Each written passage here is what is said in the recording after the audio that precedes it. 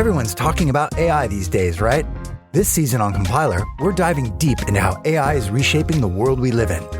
Join us for a new season of Compiler, an original podcast from Red Hat. Subscribe now, wherever you get your podcasts.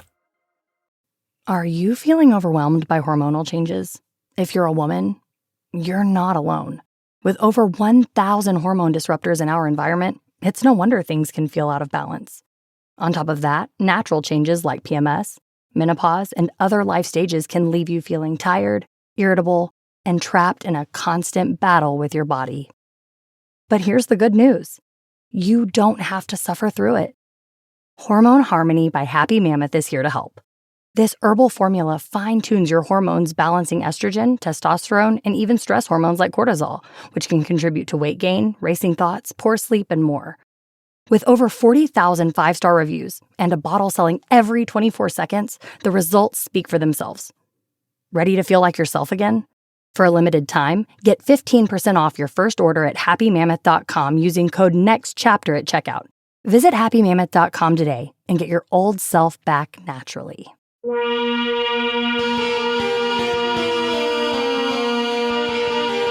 This is episode 353 of Wheel Bearings. I am Sam of All Sandwich from Guidehouse Insights. And I'm Nicole Wakeland from Carbuzz. And I am Roberto Baldwin from SAE International. There was like a pause there, Robbie. You're like, wait, who am I? Wait, where am I from? There was a pause. Yeah, I think he was trying to decide how to pronounce international. International. Sorry. No, I'm tired. I have to get up early on the weekend for the podcast, just so everyone else knows. I'm on the West Coast. Even though I get up like 3 hours earlier on Wait a minute. It's 8:30 on the West Coast. It's not. You're making it sound like we're making you get up at 4 a.m., dude. But it's the weekend. I'm still 8:30. I'm still usually up by at a minimum 7:30, to go walk the doggies. So exactly. I have to get up at 7:30, but yeah, I mean I have to get up at 5:30 during the week, but that's fine because that's the week. But the weekend, that's my time. That's my sleepy time because I am a night person, so I will just keep staying up and up and up and up and up and up and up, and then I have to sort of catch up on all my sleep on the weekend. Oh, I see. Okay. Fair enough. I'm just not good at being an adult. That's the moral of the story is I'm not a responsible person. For Robbie. I don't know how to adult. I don't know how to go to bed. If any of us were adults, we wouldn't be podcasting and talking about cars all the time. We'd have real adult jobs. Yeah, that's true. I guess I don't know what I'd be doing. I guess I'd be a designer. No, I went to school for writing, so I guess I'd just be writing I'd be doing my first career. Writing, which would make me even sadder. Okay. Well, I gave up my adult job almost, what years? 18 years ago almost now when I quit engineering. So take that engineering numbers. Yeah. All right, Nicole, what have you been driving? So it was all Hyundai all the time for me. I've got 2 weeks of cars I'm talking about. First, I had the Hyundai Sonata, and then I had the Hyundai Elantra. So I'm all about the Hyundai sedans as long as they're not electric. Because the Annex 6 is technically a sedan, and that's electric. So it's kind of neat, though, to have these two back to back because you're looking at like the slightly larger, nicer, and then the slightly smaller, not quite as fancy. So it was great to have that contrast. The Sonata, the hybrid, it starts at about $30,000. The one I had was higher up the trim lineup, so it was about $3,700. 30, you wish 37,000. Yeah, I know 3,700 is a deal right now. Go grab one. So what do you think? You could probably find a Sonata for 3,700, but it's probably from like 2001. Exactly, not this one. Not this one, guys. It's about 200,000 miles on it. So what do you think for a destination? And it's the same for the Elantra. So you're guessing twice here. So it's the same. Oh man, $895. I'm gonna go 1,095. Oh, you're closer, Sam. It's $1,150. Oh, okay. Damn it. Yep. So sorry, Robbie. 2 want-wants because it was wrong for Elantra and for Sonata. So the Sonata, 2-liter 4-cylinder, 192 horsepower. So it's a decent amount of horsepower, 6-speed automatic. It's fine. I mean, the Sonata is not intended to be like a sporty car. I think it's just a nice, comfortable sedan. I think of it as like the sort of like Camry Accord kind of like group there. You want a nice roomy sedan that can hold 5 people, that is not overly expensive. Because I mean, like I said, I'm in the highest trim, so it was 37, but you can get one at like $30,000, which is not terribly bad for a Sonata.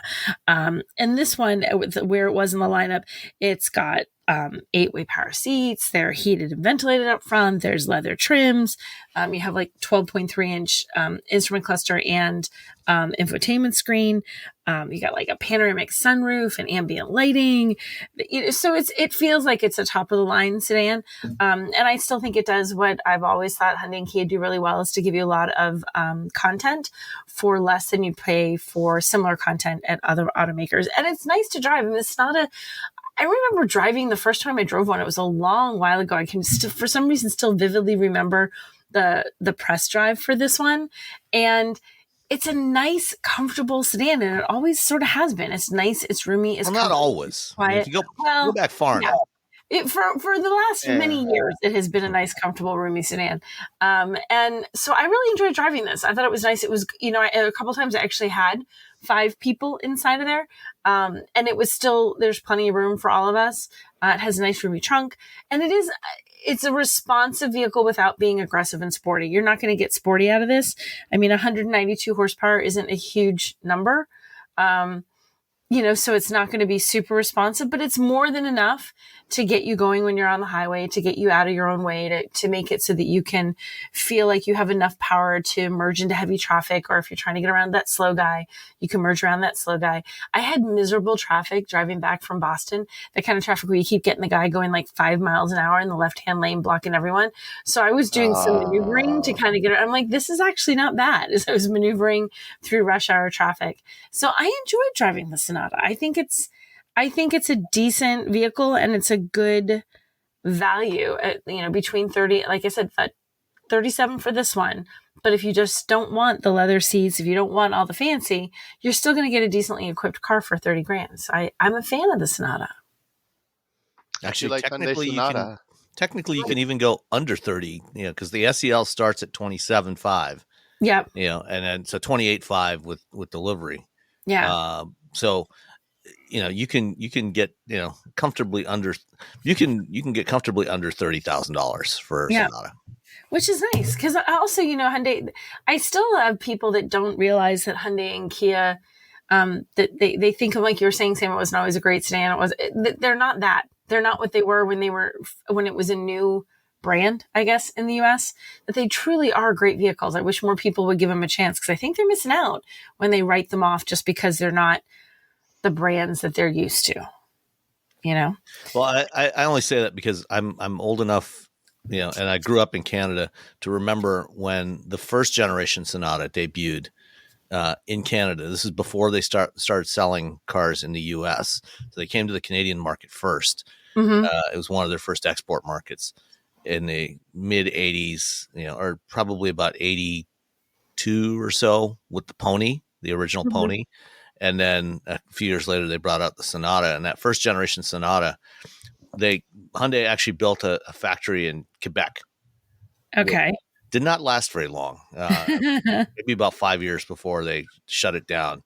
And that's where they built the first generation Sonata. And the main thing that Hyundai's had going for them at that time was that they were cheap. Yeah. And anybody that wanted a cheap car, Sonata, you had actually a surprising number of choices of really cheap cars at that time that were available in Canada that weren't available in the US yet. You had Sonata, or you had Hyundai, and you had Lada, the Russian cars. Oh, wow. Yes, they sold Ladas in Canada. Both Are there no laws in Canada for protecting its citizens? Just lawless Apparently, craziness. no. Apparently, there was not. And so they sold. Was it the Fiat based sedan? This boxy little sedan, and then they also had the Niva, which was their little SUV, mini SUV. Did you drive either of those? Did you ever drive? I never drove a Lada, but I knew somebody who owned one. And are they still alive? No, I'm just kidding. It didn't kill them. He didn't die while he owned the Lada. Okay, good. But eventually upgraded from that to a Hyundai. So yeah, So, okay, so that's the Sonata. Then this week they're like a step down, but also kind of a step up because I have the Elantra, but I have the N line, not the N, the N line. And I really hate it when companies do this. When you make two very different vehicles have such close names, people don't catch it. So It's trick. It's trick. So the Elantra N line is a trim of the Elantra that if you look at it on the website, you'll see all the trim levels, and one of them is the N line. Then you have the Elantra N, which they kind of treat almost as a separate vehicle. It's because it's the performance version. But although the N line gets more performance than the rest of the Elantra lineup, it is not the performance one. If you want the one that's all like, yeah, baby, I want performance. Yeah, baby. Yeah, baby. You just got to go for the Elantra N. That's the one you have to do. That has 276 horsepower. If you want the one that's like, no, not quite that crazy, you go for this one, which is the N line, which has 201 horsepower. That's still more than the rest of the lineup because the rest of the lineup has 147. So it keeps going up, but like N line is not as performancy as N. It's like AMG and the AMG package. Like you can get or M and the M package. They're like, hey, the Germans are doing it. Yeah. Right. Like, we'll do that too. So that's what they did. So I have the N line. And it's funny, so this car is a color called exotic green. It makes me think of like kryptonite or something from a sci-fi movie that if you touch it, it kills you, or it powers your spaceship. One or the other. It's this really bright green color. But when I picked up this car, so had two different trips I was on this week, and I came home very late from one and left very early for the other. And they had swapped cars. I'd taken my first car to the airport, was my own car. I took this one to the airport, the second one. It was dark. I didn't have the lights on outside, and I was tired. I didn't realize how bright this car was until I got truly to the airport, and I pulled into the parking garage with the lights, and I was like, whoa, like it's really, really bright. I'm like, oh my gosh, this is a bright car. Well, even if I'm too tired to remember where I parked, it will just glow in the corner of the parking garage at Logan Airport, and I will see it. Yeah. Kind of like kryptonite. I'm looking at it right now. Isn't it kind of a kryptonite-y kind of color? It's a cool color. I like it. It actually looks really cool. It's just I was thinking like as soon as I got into the parking garage lights, like bam! Oh, that's what color this car is. I didn't really realize quite how bright it was creeping into it in the dark. So the Elantra N line, the Elantra starts at 21. The N line is 29,825. So you're jumping up a bit in price. And for that, you have the 1.6 liter turbo 4, which 201 horsepower, 195 pound-feet of torque, and a 7-speed dual clutch auto. It is fun to drive this. This one, it feels more responsive. You feel like having just done the Sonata, this feels a little sportier. It feels a little bit more responsive. I think because it's got more horsepower and it's smaller. So you get a double whammy of better driving because of that. I found this really fun to drive. It is the smaller though. If you put people in the back seat of this one, you can notice the difference. Like if you're average height, it's not a problem to sit back there. If you're a little bit taller, even behind me, if I'm sitting in the driver's seat, at 5'6" and someone goes to sit behind me, there's not as much room. So it's not as great an idea if you're going to put rear seat passengers back there for some like a longer drive. I don't know how comfy adults would be for a longer drive. Short drive, not a problem. Longer drive, it definitely is smaller, but it looks great. And then the outside part of the N line thing is you get extra little bits, like it has 18-inch wheels and there's like a gloss black grille, and I think there's like gloss black mirror caps on there, and you get a special bumpers. They're like N line styling. There's like a chrome exhaust, so it looks a little sporty. It actually looks really good in the crazy color, Sam, in that it looks good. And then you add these little N line accents to it, and it does get that little more aggressive feeling, which is kind of funny because you sort of think you're like Hyundai Elantra. It doesn't sound like a very, no one's like, oh, I've always wanted a Hyundai Elantra, but this one looks really cool. Ooh, like, maybe I do want a Hyundai Elantra because it looks nifty. And inside there's paddle shifters on this one, and you get 10.25-inch instrument cluster and infotainment screen. They call it H-Tex, I think is what it's called. H-Tex leather, which is fake leather. Like they have to give it a name. Like we can't just say like H-Tex leather. It doesn't make it actual leather. It's synthetic. It's leatherette. It's vinyl. It's vinyl. It's fake. I like when it's somehow they put the name in front of it. We're going to call it a branded name, and then we can say leather. Like this leather. I'm like, no, fake leather is what it still is. Like, just say it's fake. Call it vinyl. I think because everyone has that memory, or people who ever had their parents have a car that had actual like cheesy vinyl seats of an era gone by. Like no one wants that. You say vinyl, and everyone's like, ooh. What? But you slide around whenever you go around a corner. You do wee back and forth. But this is vinyl, the fake, their H-Tex leather, and it has some cloth, so it's like a dual textured surface. And you get things like dual climate control, and there's like sports seats, so it looks a little fancier. It hugs you just a teeniest bit. So this is definitely more fun to drive than the Sonata. I mean, you feel the fun level. What is the N has that? The actual N has that grin, that button. What do they call it? N grin or something? There's like a button you can push. Smile or grin. Yeah, and it's grin mode, and it's supposed to make you smile. Well, this doesn't have that, but it still made me smile more than the Sonata. The Sonata feels like I am a good little sedan. I am reserved. I'm getting the job done. I am all about getting people where they need to go and being comfortable and being reliable and just getting you. The Elantra's like, yeah, okay, sort of passenger comfort, but also I want to be fun. It's like the fun little sister.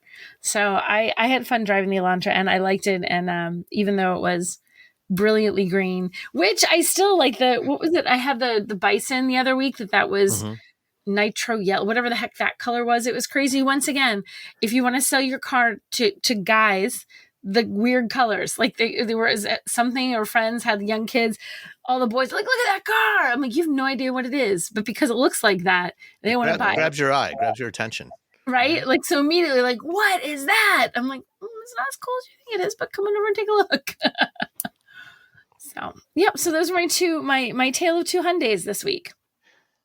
Excellent. All right, Robbie. So did you have something exciting too? Well, I'm sure. Why not? Well, to say it's the exact opposite of color, exciting color. I got a 2024 Mustang Mach-E in Glacier Gray. That's not exciting at all. Glacier Gray. It's just sort of there. It's the opposite of exciting color. Yeah, it's like just sort of disappears. I'm like, wait, where's the car I was driving? I'm standing in front of it. That sort of color. It's blended with the sky. Which, they have a green and a red and that baby blue color. But no, somebody at Ford was like, hey, we got to outfit some cars for the press fleet. What should we do? Well, they like to take pictures and they like to do video. So let's get something that blends into the background. Let's get something that allows you to do neither of those things. Let's get gray. At least it wasn't white. White is really hard to shoot because it reflects everything on shiny days. So it's just like you can't see anything. So it's a little bit What's better. your favorite color car to shoot, Robbie? I don't know. Greens and blues are probably really nice. Greens and blues. Oranges, reds. Really anything that's a color. That's that's really the thing. Anything that's a color. Black is difficult. White is almost impossible, and gray is just like, it works. That's what gray is. Gray is it works. They also have that vapor blue metallic, which when you look at it, it's a gray that just barely has a hint of blue to it. It's just dark blue. When they have a really nice, that grabber blue, which is really cool. Like, I would love that. I would love eruption green, which I don't know if you want to put the words eruption and green next to each other, but sure, whatever you want to do. Makes me think of a zit. I don't like that color. Exactly, right? It's like, I got to boil. And then there's rapid red. When a volcano erupts, you're never going to see a shade of green like that. Right? Like eruption red, eruption orange. It's more like the kind of eruption you get when you're not feeling well. Exactly. Yeah. It's the wrong kind of eruption. None of us want to deal with that one. I don't know. So yeah, there was 3 good colors, and then there's like 4 like colors, and I got one of the colors. That said, it's the all-wheel drive premium. Is that what we're calling it? Sorry. Yes, the premium all-wheel drive version has a 230 miles of range, which is again fine. Also, it's the small battery. Yes, the 72. LFP battery. But so I got this vehicle because I'm doing a video about CCS and NACS, like what's happening, what's going on. because people are like, I don't know what's going on when it comes to the changeover. And so what was nice, I reached out to Ford, and Ford was very nice. I'm like, I need either a Lightning or a Mach-E with the adapter, and they sent it over. So that was really cool of them. So I've been using this. So I've been pulling up to Tesla charging stations all week and having exactly zero issues. Which is Isn't as it that should lovely? be. Yeah, Yep. except for, so here's the deal. So if you look, you use the Tesla app and you look at, which chargers, but you'll know there's another charger, but it doesn't show up on the app if you put in the Mustang Mach-E. Those chargers haven't been updated yet. So there are charging stations and locations that haven't been updated to work with the Fords or the Rivians yet. So I try to go to those anyway, and those ones, they're just like, what are you Well, doing? I think what it is, those are the older version 2 superchargers. So, when they say, when they announced that they were doing this, when Ford announced they were doing supercharger support, they talked about 15,000 chargers on the Tesla network, which is, and it's a little bit, I think it's like 17 now, but it's a little more than half of the supercharger network, because a lot of the superchargers that are out there are still the older version 2. Those they don't have the capability to be upgraded until they replace them entirely with version 3 or maybe someday version 4 chargers. So the version 3 chargers are the ones that actually work. Yeah. So, and there's, if you look at them, you can't really tell because there's, they're all different shapes and sizes. I did find a place with pull-through chargers, which was great. And it's next to a place that sells slices of pizza. So, Ooh. and next to it is an EV Go. So I went, so that's my new favorite place to charge. But yeah, no, using the charging adapter, it's pretty seamless.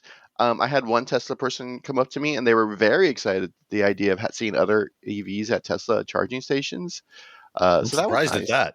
Yeah, no, she was like, "Oh my God, that's so cool!" I'm like, "Yeah, that's you can charge these and Rivians, and then other automakers will have adapters, and then they'll eventually have the Tesla port." And she's like, "That's awesome!" And we talked a little bit about gas prices and how she got her Tesla because she was paying too much for gas, and she's like, even now when they raise the price, she's like, still cheaper than putting gas in a car. So I'm like, oh, there you go. Mhm. So overall, all-wheel drive Mustang Mach-E, it's a great little car. I remember when the first one that came out, I remember driving and being very impressed with what Ford had done. It just continues to be a really nice car. It feels a little bit more, maybe did a little bit more chassis work on this potentially. I do remember the Mustang Mach-E GT came out. If you stepped on the accelerator too quickly, the front wheels would spin, which is kind of not what that's sort of not great for you get all-wheel drive because you want that want it to grab in a straight line. So yeah, I think they've done a little some good work on that. I also like the fact that they'll tell you how fast it'll charge right there on the Monroney 150 a kilowatt DC fast charging. But when you park the car and you plug it in, it doesn't tell you on the screens like how fast you're charging.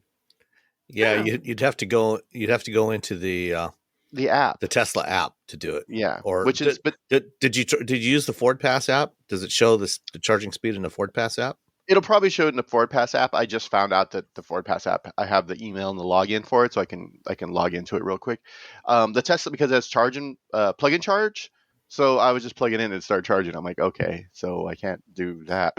Yeah, I can't check that, but no, it charged. It was fine. And it starts charging a lot faster than if you use plug and charge on an Electrify America charger.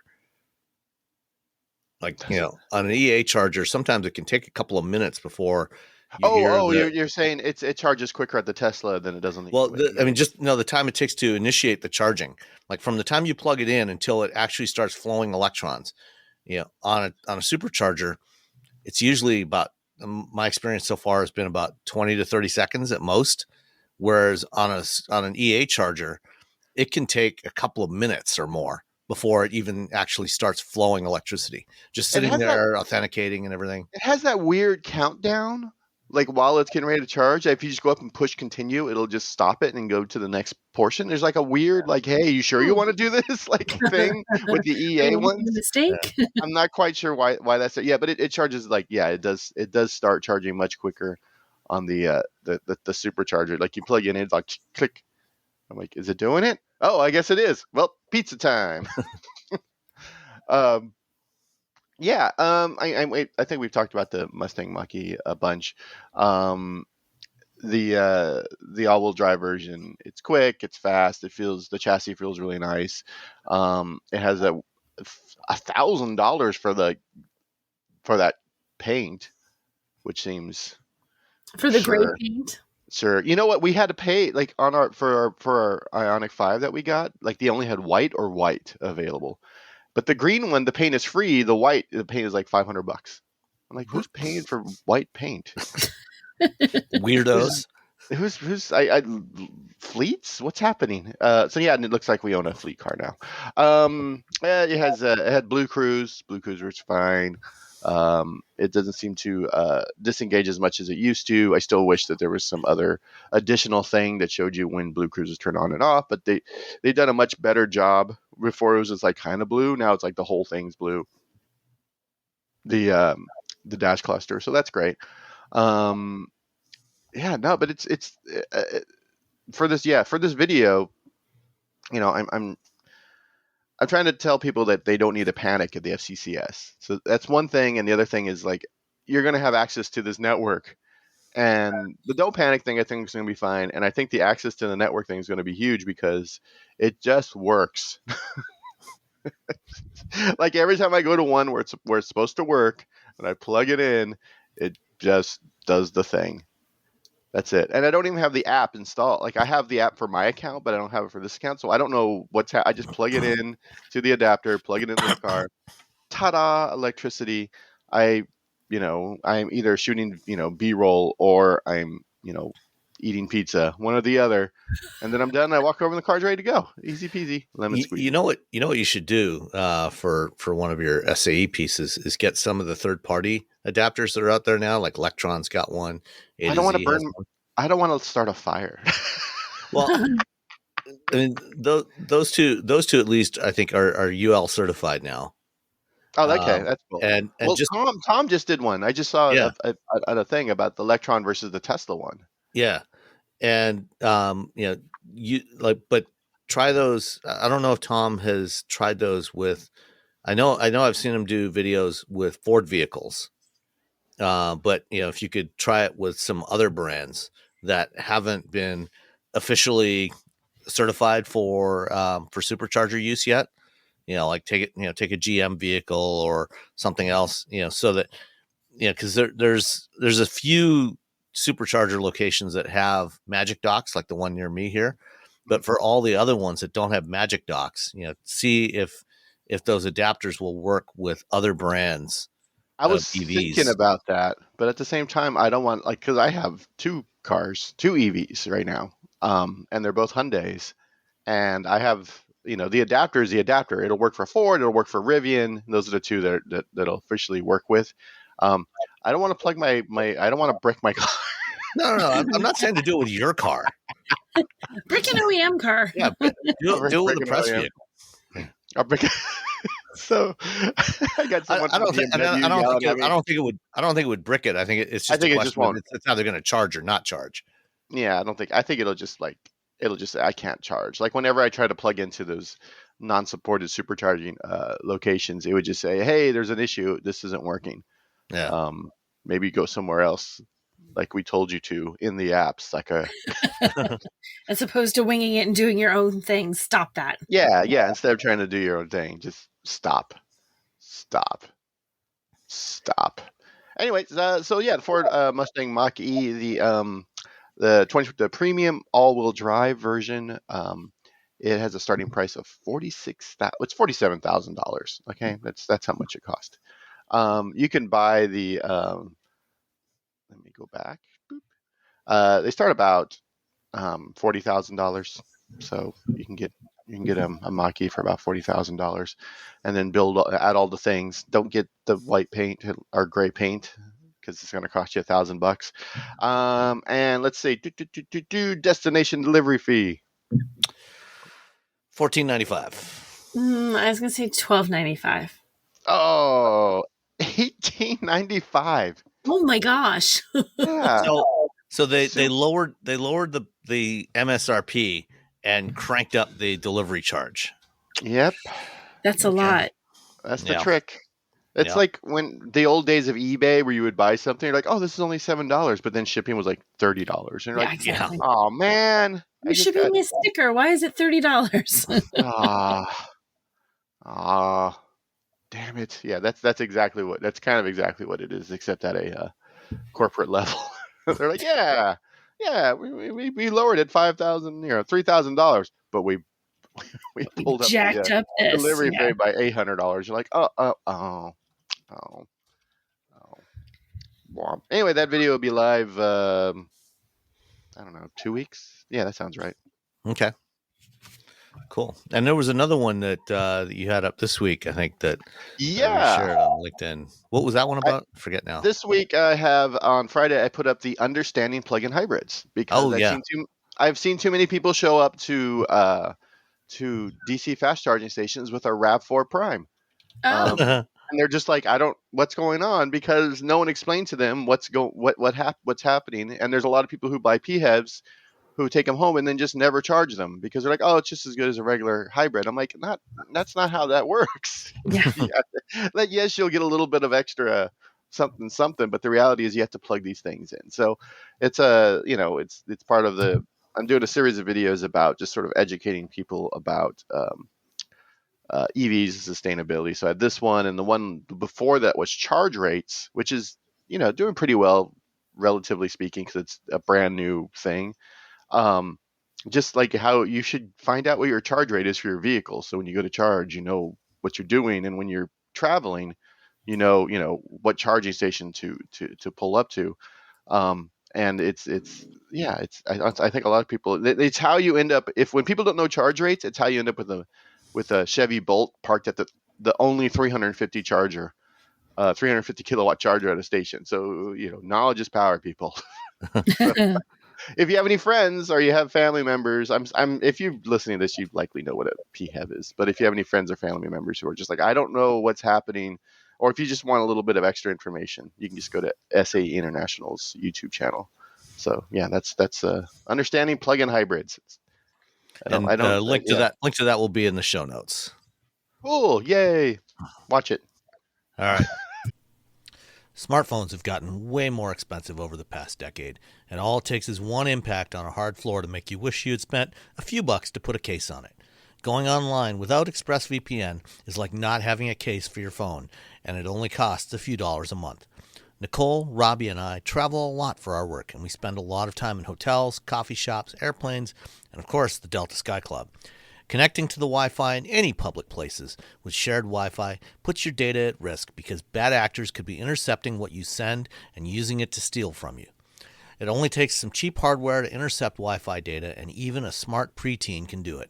Hackers can make up to $1,000 per victim selling personal information on the dark web. ExpressVPN stops the bad guys by creating a secure, encrypted tunnel between your device and the internet. ExpressVPN uses state-of-the-art encryption that would take a supercomputer up to 1 billion years to crack.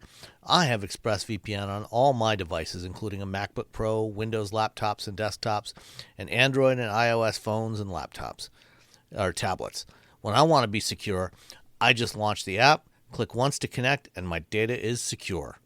As I said, I travel a lot for my work, and I have to connect to countless public Wi-Fi networks in many countries. I have ExpressVPN on all my connected devices so that whoever else is on the same network can't see any of my data. That's important because I often have to check banks, credit card accounts, and transmit client data that might be sensitive, as well as filing articles on news that might be under embargo. ExpressVPN protects all of it, and I've been paying for my own account for years. Secure your online data today by visiting expressvpn.com/wheelbearings. That's expressvpn.com/wheelbearings, and you can get an extra 4 months for free. expressvpn.com/wheelbearings. Everyone's talking about AI these days, right? This season on Compiler, we're diving deep into how AI is reshaping the world we live in. Join us for a new season of Compiler, an original podcast from Red Hat. Subscribe now wherever you get your podcasts. One of the hardest parts of getting older is feeling like something's off in your body, but not knowing exactly what. It's not just aging, it's often your hormones too. When they fall out of balance, everything feels off. But here's the good news. This doesn't have to be the story of your next chapter. Hormone Harmony by Happy Mammoth is an herbal formula made with science-backed ingredients designed to fine-tune your hormones by balancing estrogen, testosterone, progesterone, and even stress hormones like cortisol. It helps with common issues such as hot flashes, poor sleep, low energy, bloating, and more. With over 40,000 reviews and a bottle sold every 24 seconds, the results speak for themselves. A survey found 86% of women lost weight, 77% saw an improved mood, and 100% felt like themselves again. Start your next chapter feeling balanced and in control. For a limited time, get 15% off your entire first order at happymammoth.com with code NEXTCHAPTER at checkout. Visit happymammoth.com today and get your old self back naturally. Did you know you can support Wheel Bearings directly? Head to patreon.com/wheelbearingsmedia and you can become a patron today. Your contributions will help fund the platforms and tools we use to bring the podcast to you. And exclusives and improvements are already on the way thanks to your generosity. So if you want to be part of an automotive podcast like no other, head to patreon.com/wheelbearingsmedia. We've updated the Wheel Bearings merch store, and now there's a whole bunch of new choices, new colors, new styles, t-shirts, sweatshirts, hoodies, hats, mugs, travel mugs, stickers, aprons, tote bags, you name it. You can get your Wheel Bearings merch at shop.wheelbearings.media.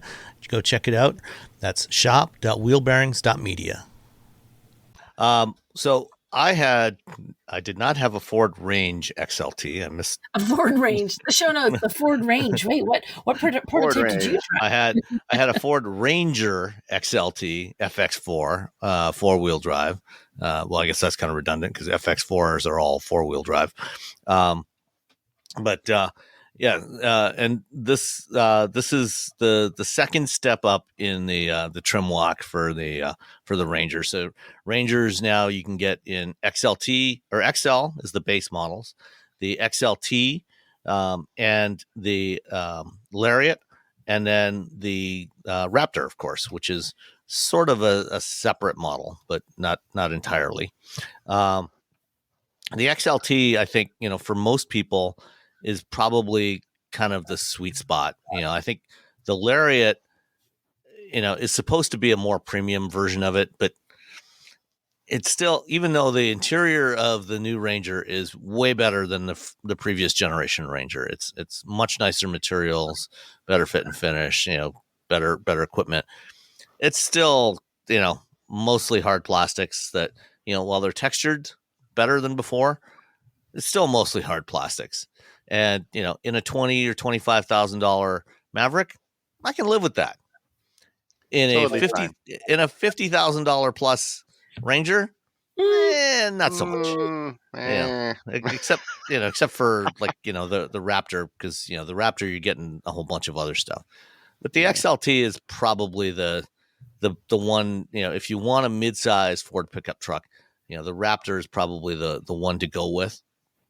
And the one that I had, as I said, was 4-wheel drive. It had the base 2.3 liter 4-cylinder.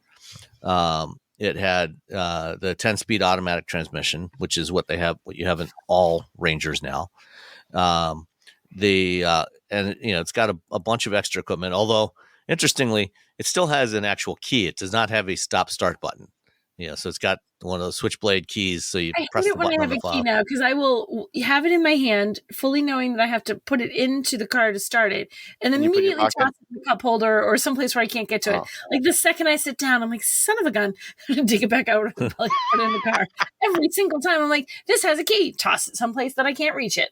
My BRZ still has a key that's like 6 inches long. It's like a blade, and it doesn't go into anything. It just like sticks out, and it's put holes in some of my, like, I wear shorts most of the time when I walk around. So I have to have my shorts like sewn up because it's just like a stabby thing, and I'm just like, Well, at least this is a switchblade key. So, the blade, Yeah, the the switchblade metal keys are part nice. actually folds up into the fob, which is Mhm. nice.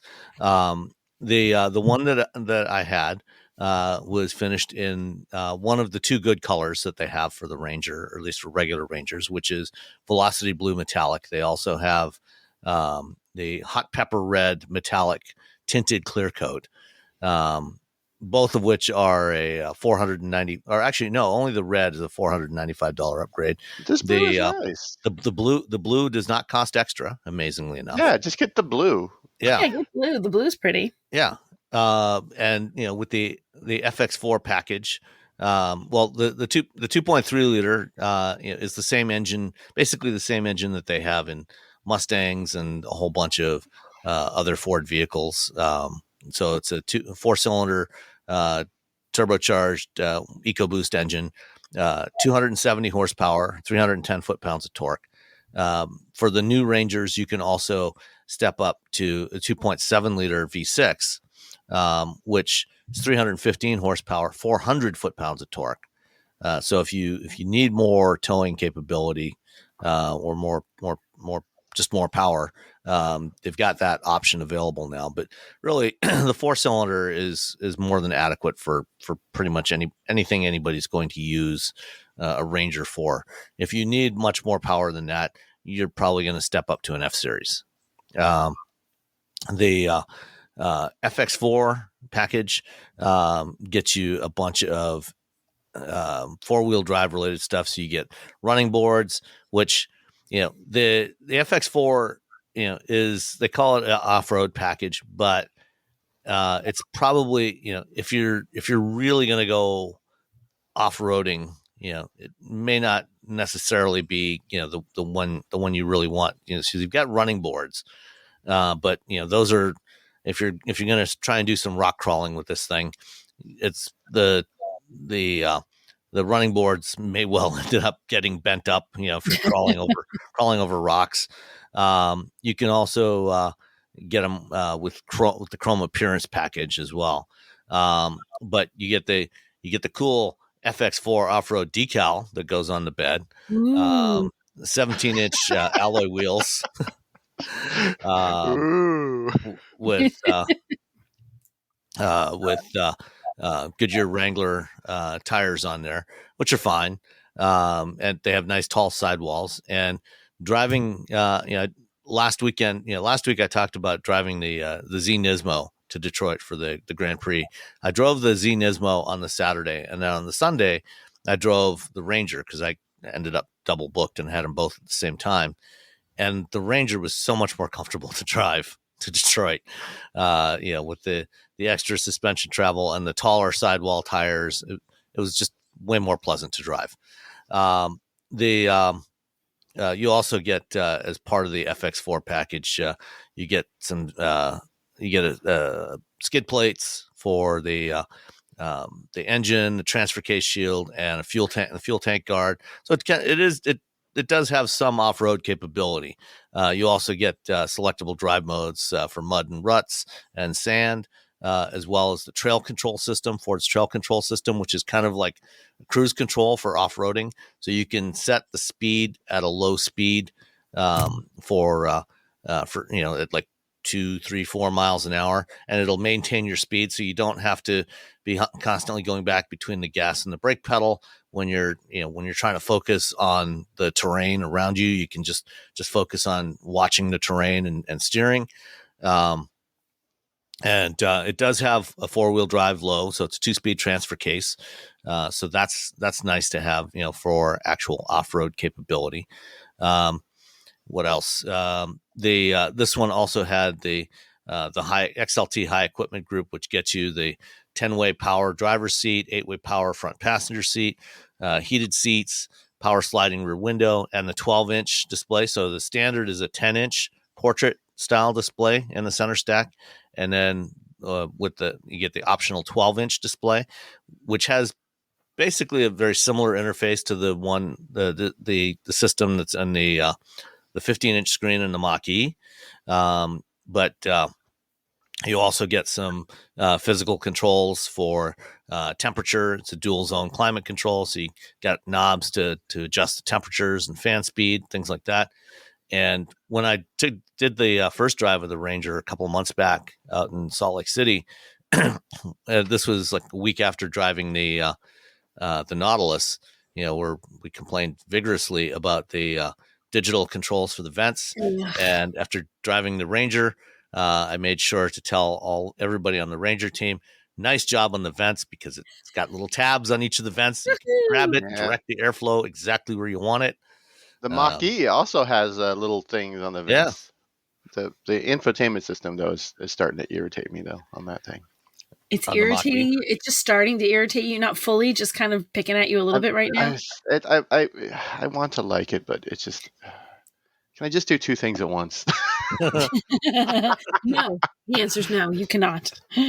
I'm sorry. Go ahead. Let's see what else is on here. This one also had the technology package, so it did not have Ranger does not offer Blue Cruise, but it does have adaptive cruise control, which is nice to have, and Copilot 360, which is supposed to be a sort of lane centering system, although didn't really do much of that. But that's fine. I know how to steer. I know how to keep the truck in the middle of the lane. Good job. There's also the advanced towing package with the Pro Trailer Backup Assist, which I don't have a trailer, so I didn't try this last week. But I tried it during the first drive program, and if you are an inexperienced tower, then it's extremely handy. It makes it a lot easier to back up a trailer and maneuver a trailer. If you are more experienced with working with a trailer, then you don't really need it, but it's handy for those that are more novices at that, or do it like once or twice a year. And the one of the big differences between the Ranger and the new Toyota Tacoma is the difference in the rear seat room in the cab. The Tacoma back seat is very, very tight. I'm like 5'10", 5'11", depending on what time of day it is. And with the driver's seat set for my position in the Tacoma, I can't really comfortably get in the back seat behind myself. Not a problem at all in the Ranger. The Ranger has a much more room in the back seat. Plus, the back seat also can fold up. The seat cushion can fold up, and there's storage space underneath, which can be handy. What else? Driving this thing was very pleasant. The XLT has the cloth seats, finished in sandstone on the one I had. The seats are quite comfy, fairly supportive. Overall, it's a nice vehicle to drive. It's the driving dynamics are pretty good, even with the FX4 package. So it's comfortable. It's got good ride quality over bad terrain, which is known as Southeast Michigan roads. It's very, very pleasant to drive. And all in, the one that I had, the base Ranger, the XL, starts at about $32,500. The XLT that I had with all the options on it, $46,840. Oof. Want to guess the destination charges? Ooh. Well, mine was really. I'm going to say $1,895. And it was really the same. And your guess was what, $1,395, Nicole? $1,395. Nicole wins. It was $1,595, so you were only off by $200 versus $300. Okay, not bad. So it's because the Mach-E is so much heavier. It's still. I think not bad because I came in close. It's still a ridiculous amount. It is. It is, especially considering that the factory that makes these is like literally 20 miles away from me here. That's crazy. Yeah, like I'll just do delivery. About 17. Yeah, unfortunately, they don't let you do that. One feature that was included on the one that I had was the integrated box side step. So this is similar to what GM's had on their trucks for a few years now, with the step embedded in the rear bumper. But this one is not in the bumper. It's actually in the rear corner, behind the rear wheels. There's a step in there, so you can step up to reach stuff in the bed, especially on an FX4, which is lifted a little bit compared to the regular ones. Makes it a lot easier to grab stuff out of the bed if you need to. That option. That's a $215 option. If you're gonna get a 4x4 Ranger, I would definitely recommend getting those. If you're getting the 2-wheel drive, you may not need it. Depends on how tall you are, but definitely get it if spend that $200 if you're getting the 4x4. So that's the Ranger. It's a really nice midsize truck, but all trucks except for the Maverick are too expensive now. It's just it's absurd. It's it wasn't that long ago that $47,000 would have got you a really nice F-150. Yeah, and now you're gonna get a pretty basic F-150 for that kind of money. Mm-hmm. Which isn't great. Yeah. Everyone started saying, "Hey, I want my truck to be a luxury vehicle as well," and they're like, "Yeah, you do. We're gonna start making charging luxury prices." Except that this isn't. It's not even a luxury vehicle. I mean, it's got a lot of features, but it doesn't feel like a luxury vehicle. And when I first drove, the previous generation Ranger in about 2019, I think, that one was a Lariat at that time, which was $43,000 at that time, and I complained that it was too expensive and you should get the XLT instead. Mm-hmm. And now this one is $4,000 or $5,000 more than that for an XLT, and it's still not worth that much money. It's just it's dumb how expensive these things have gotten. Just buy Maverick. Just buy a Maverick. All right, let's get on to a few other items of the week. Let's stick with Ford trucks for a moment, although this isn't really a truck, but they call it one. Ford has just like, do you remember the Ford Super Van from last year? Sort of vaguely shaped like a transit van, except not really a van. They made the electric Super Van last year. Well, this year they decided to make a Ford Lightning Supertruck that they are taking to Pikes Peak. It's going to run at Pikes Peak, which I think is it next week? Is the Pikes Peak Hillclimb? It's close. I think it might be next week. You might be right. Yeah. So the this thing doesn't really look much like a truck. I mean, it's shaped like a truck, kind of in the way that NASCAR trucks are shaped kind of like pickup trucks. But this thing is wild. It's got a huge wing on the back, and it's got surprisingly tiny little wheels. Tiny little baby wheels. Wee little wheels. And Romain Dumas is who set the record last year with the Supertruck. Or with the Super Van going up Pikes Peak, is going to try and break that record this year with the Supertruck. It's kind of a silly looking vehicle. It's got this ginormous wing on the back, a huge diffuser coming out the back end of it. Mm-hmm. It doesn't have a bed at all. No, there's no bed at all. It's it's shortened. It's a shorter wheelbase than a regular Lightning. It's a Ford. It's a Maverick. It's the Super Maverick. Don't even call it the Ford F-150 Lightning. Call it the Maverick. Well, except there's no. It's electric. Yeah, there's no electric Maverick. I mean, under the body panels, I mean, this thing is a pure race vehicle.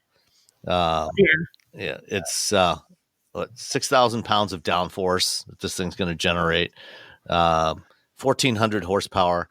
So the powertrain, I think, is basically the same one that they had in that crazy Mach-E that they did a few years ago. And now they've put it into something that's sort of vaguely shaped like a pickup truck. At least the CRV, the Beast, looks like the CRV. Yeah, mostly. Mostly, kind of. No, I've actually sat in that car. Yeah, it's actually a CRV, but yeah, mostly. Like the back end is the back of it. I rode in the Beast. I mean, it's fun. It is shaped like a CRV on the outside, but it's nothing at all like a CRV on the inside. Yeah. The seats are a little tougher to sit in. Yeah. It doesn't have the little the picnic table in the back. Yeah, and bending your body through the roll cage to get into the seat, I'll need to start doing yoga as we get older, just so we can get into these vehicles. Into the cars. Yeah. For hot laps. So we got a hard life, everyone. We have to do yoga to get into these vehicles. Race car drivers can whip us around a track. Yeah, beat the hell out of us on a racetrack. All you homeowners have unique needs. Some feel the need to paint their door a vibrant shade of blue. Others have the need to decorate their bathroom with fish, anchors, and other nautical items. And because each homeowner has unique needs, Geico helps you get the right coverage for your home and what's in it. That way, you get exactly what's right for you, even if your needs are unique. Get more with Geico. Speaking of electric trucks on racetracks, this week we got news of an updated mid-cycle refresh on the Rivian R1, the R1T, and the R1S. Clearly, from reading, what they've changed on this thing, one of the challenges for Rivian ever since they launched the R1S and the R1T is it turned out that the original design was a lot more expensive to manufacture than they thought, which is part of the reason why Rivian has lost so much money selling R1Ss and R1Ts, even though they are not inexpensive vehicles. So for this mid-cycle update, they've done a lot of stuff to take cost out of the vehicle without making it seem like they've taken cost out of the vehicle. So it's stuff in the way components are put together that will make it a lot cheaper. So like the original quad motor R1 had motors made by Bosch, which were quite expensive motors to manufacture. And Rivian had designed their own motors that they used on the dual motor version of the first gen R1. Now they've got an upgraded version of those motors that they are using across the board. So they're all the new R1s all have Rivian made motors instead of the Bosch motors. So they're now offering the R1 with dual motors. They're still all wheel drive, dual motors. They've got a tri-motor version and coming soon a quad motor version. And I guess they did a drive program somewhere in the last couple of weeks. And they did demos at a drag strip with the quad motor R1. The quad motor now, in case the 830 something horsepower that they had before was not enough for you, the quad motor will now have 1,025 horsepower. Go to 0 to 60 in about 2.5 seconds. Although that appears to only be the case if you're on a prepared drag strip, with really sticky tires. The quad motors that they were demonstrating apparently had Michelin Pilot Sport Cup 5 tires on there, which are not the tires I would typically put on a pickup truck. Yeah, they're not your usual. And also a pickup truck shouldn't go from 0 to 60 in 2.5 seconds, but that's an argument I'm going to have for the rest of my life. That's the hill I'm going to die on. Well, there's probably nothing that normal people drive that should be going that fast. Yeah, no one you should probably have a racing license to be allowed to drive a vehicle like that. Yeah. Probably. Yeah. That's not going to happen. I get in cars with other people driving who aren't like journalists or professional drivers. They're not good. No. Some people are fine, but yeah, even people are like, well, I'm a really good driver, and I get in the car with them. I'm like, no, you're not. You think you're a really good driver. In actuality, you're not. They've also made changes to the battery pack. The way the battery pack's put together used to be made from a bunch of the battery pack case used to be made from a bunch of steel stampings. It's now made. It's mostly one big casting, aluminum casting, and then top and bottom plate, which makes it lighter. And they haven't said what the weight reduction is overall of the vehicle, but apparently it is a bit lighter than before, which is good because it was kind of heavy for its size before. and it's a little more efficient. The whole thing's more efficient. The tri-motor now has more power than the previous quad motor did. So it's 850 horsepower for the tri-motor, which goes 0 to 60 in a mere 2.9 seconds. Yeah, so, Again, why? Yeah. But even they can. Even the base dual motor, is 665 horsepower and 3.4 seconds 0 to 60. 3.4. Okay, so first of all, you don't need the tri or the quad motor at all. Yeah. To be honest. And if you're like, because that 2.5, that 1 second that you're not going to get because you're not going to have you're not going to have slicks driving around on it. You're not even going to really know the difference as a regular person. And everyone who gets in the car when you do that, they're going to be so angry with you.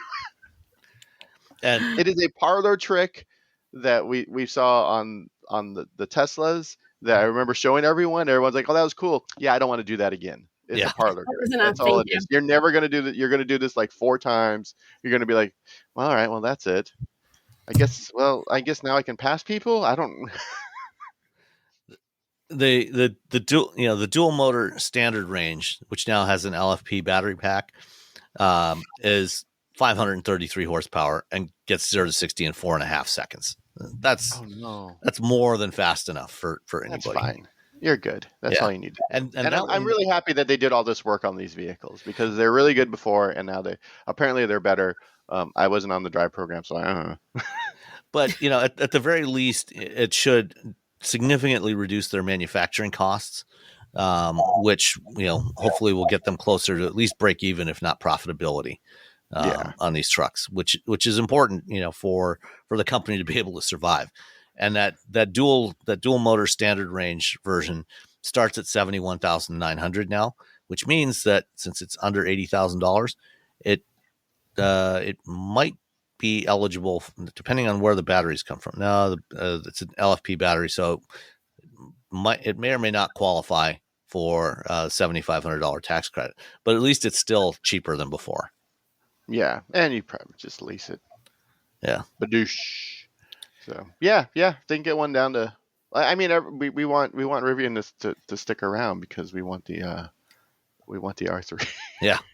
Just for that, just for that one reason, just for the R3. I like their trucks. I like their little SUV. Yeah, I mean they're better. They're good vehicles. They're good. They're especially for a new like Rivian and what Rivian and Lucid did as brand new companies with their vehicles is nothing short of astounding, because we've seen a lot of new vehicles from a lot of new companies that they're good enough. Maybe they're either good enough or not great. Or not great. Or the company just goes completely belly up.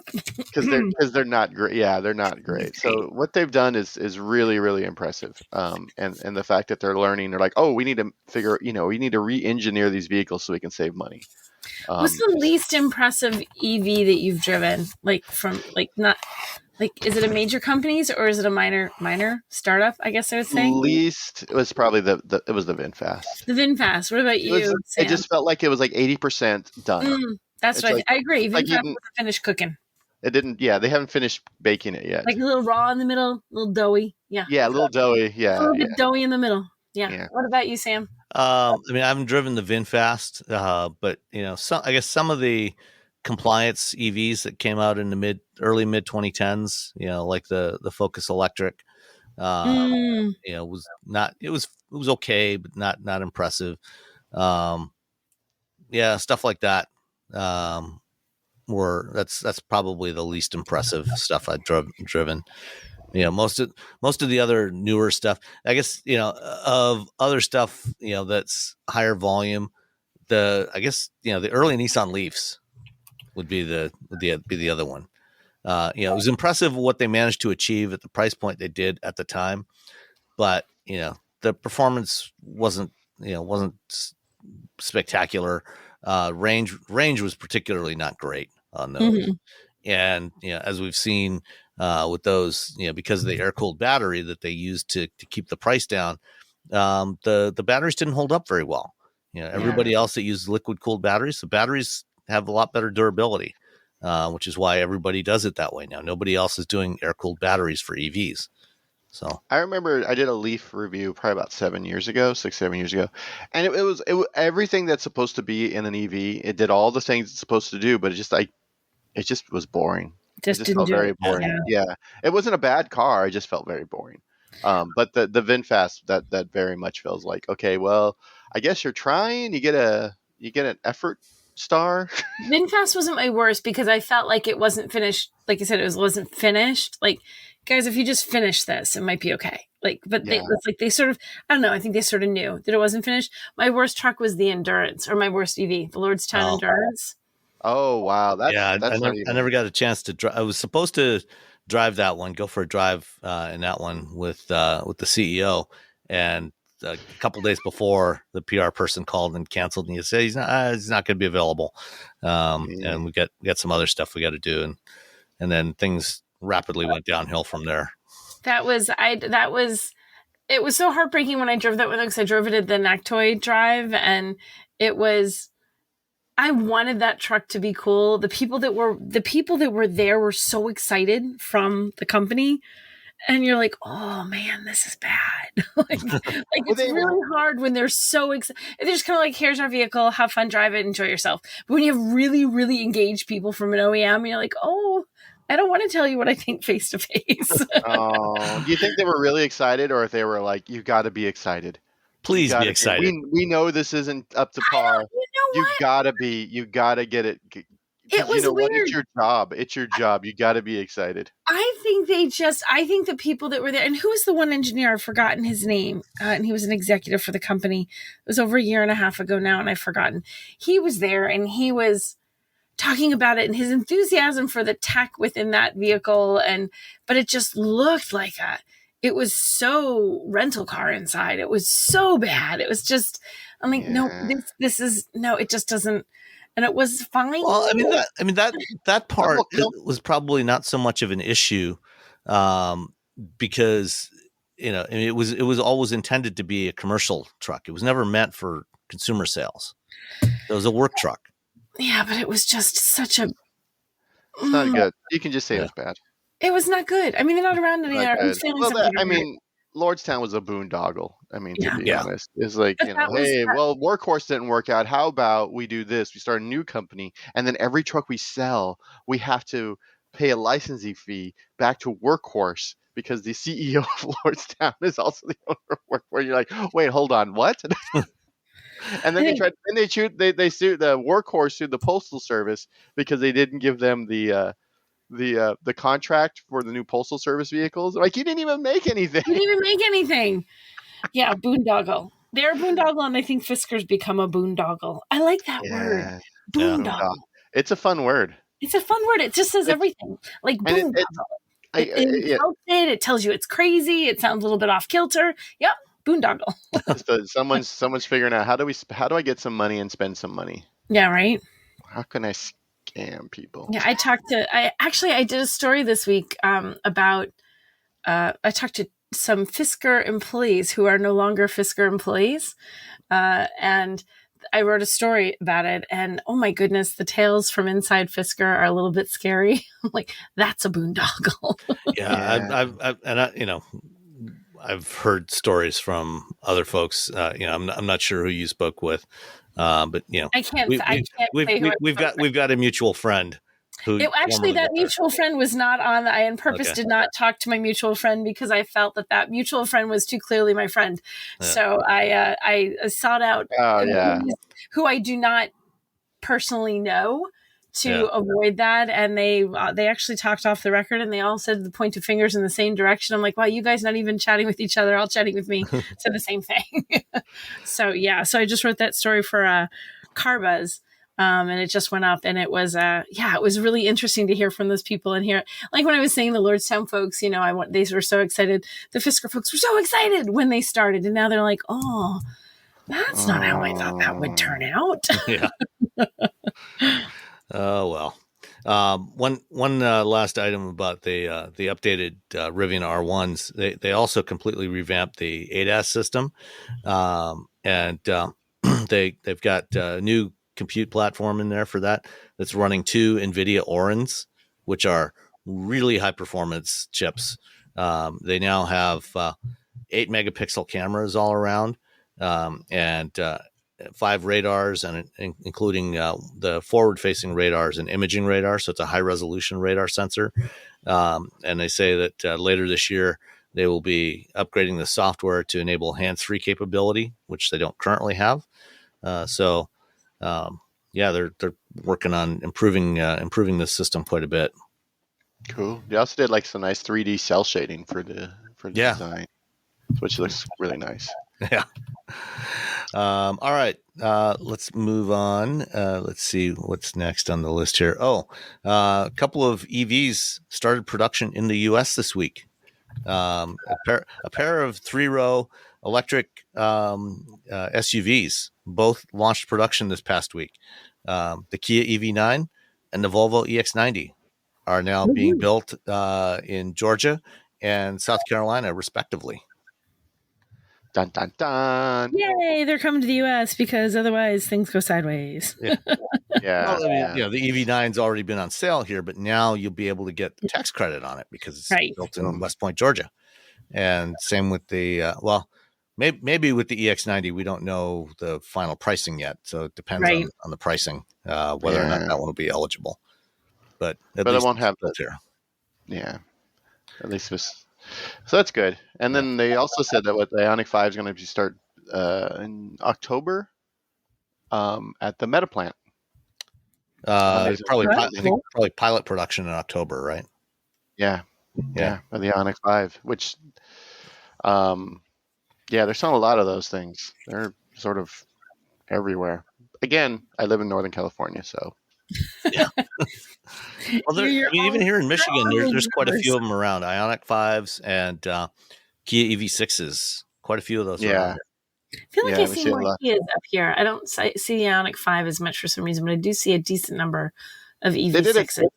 It's really interesting how the motor group just like split it right down the middle of like those two cars, because I see both of them and I'm like, some people wanted a 90s hatchback and some people wanted a station wagon. That's there you go.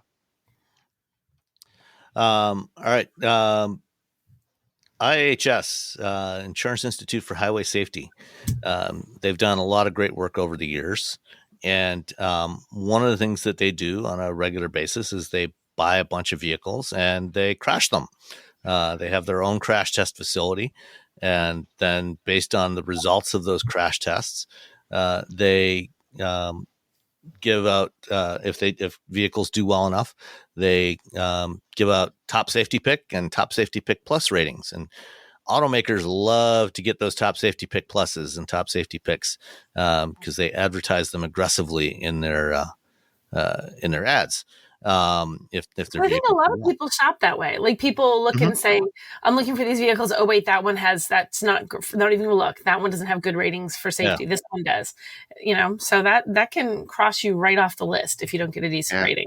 Absolutely. I mean, Hyundai and Kia, are particularly aggressive with calling out all their top safety picks that they get. And a lot of people like to drive big SUVs because they think they're safer. Not always so much. Sometimes they do well, sometimes not so much. The most recent batch of tests that they did the Jeep Wagoneer, the Chevy Tahoe, and the Ford Expedition, and only the Wagoneer got a top safety pick this time. And even there, it got a marginal rating for its seatbelt reminders and also for the the small offset overlap test. It was a particularly hard test. How does the seatbelt reminder, how do you rate that? It either reminds you, I'm really genuine. Does it give details like it works or it doesn't work? Like what makes it not good? It's not a loud enough reminder? I don't know. I haven't looked at the specific. Seatbelt reminder rating is based on timing, duration, volume, audio frequency of warnings triggered when occupants are unbelted while the vehicle is traveling above 6 miles per hour. So the one in the Wagoneer does not make you want to stab your eyes out with a fork, but the one in the Ford Expedition apparently, because it got a good, is like, put your seatbelt on. Wah, wah. It's like a red alert noise. You're gonna die. Yeah. That that small overlap rigid barrier test is a particularly hard test to pass. Mm-hmm. And this is one where they crashed the vehicle at was it 40 miles an hour into a barrier that is overlapping. So it's 25% overlap of the vehicle. So the barrier sticks in 1/4 of the way across the vehicle. So essentially what they're trying to replicate is what you would get if you had a partial head-on collision. If a car came across the center line of the road and they clipped each other. That's what this is trying to reproduce. And the Tahoe actually got a poor on this one this time. It had previously been tested and got a good, but evidently they made some changes and it got a poor rating this time around. And the Expedition only got a marginal on that this time. Yikes. Yeah. And in fact, the Expedition, if you watch the video, I'll have the link to that in the show notes. If you watch the video, you can see that, part of the A-pillar area was actually peeled away by the barrier as it went through. No way. And so there was quite a bit of intrusion into the footwell area of the cabin. So if I try to watch that, am I going to get the sound? I'm going to be crashing. So I'm going to watch it, but it went beyond the audio. yeah. You can see the little picture. They have pictures. I know, I'm looking at the picture. But watching the crash is so much cooler. Yeah. I know, right? But that's, oh, yeah. Okay. Mm-hmm. Yeah, it really intrudes a lot. Yeah. It sure does. Yeah, it's not good. So, don't, just because you're, don't select a big SUV just for safety reasons, because there's no guarantee that it's actually going to be safer than driving a smaller vehicle. There are some big SUVs or larger SUVs that actually do quite well. That got top safety picks previously. The Audi Q7, the Wagoneer got one. The Rivian R1S, Audi Q8 e-tron, and those all got top safety picks during previous rounds of testing. So Audi did really well because they're also So Audi, a Jeep, and a Rivian. Yeah. All right. What else we got? The Toyota Crown Signia. So did you go on the Toyota program, Nicole? I did. I think I drove. Yes, I drove. God, that's horrible. Yeah, yes, I think I drove this. It was a month and a half, 2 months ago. It was a long embargo on this one. Did I? Maybe I didn't. I don't think I did do that one. That was recent. I don't think I did do it. It was back in, it was in April that they did the drive program. I don't think I did. I think I was I on vacation? Oh, was that at Toyota Palooza where they did 18 cars? Yeah. I did not do that one. Oh, okay. Well, I didn't go to that program either, but I did drive the Crown Signia at the Mama Spring Rally, and the embargo's lifted on that. What do you think? I liked it a lot better than the Crown Sedan. Oh, yeah?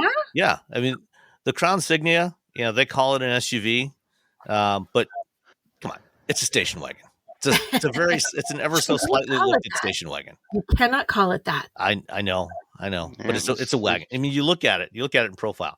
It's a wagon. Hey, look at this wagon, and it's actually a really nice looking wagon, and I like it a lot.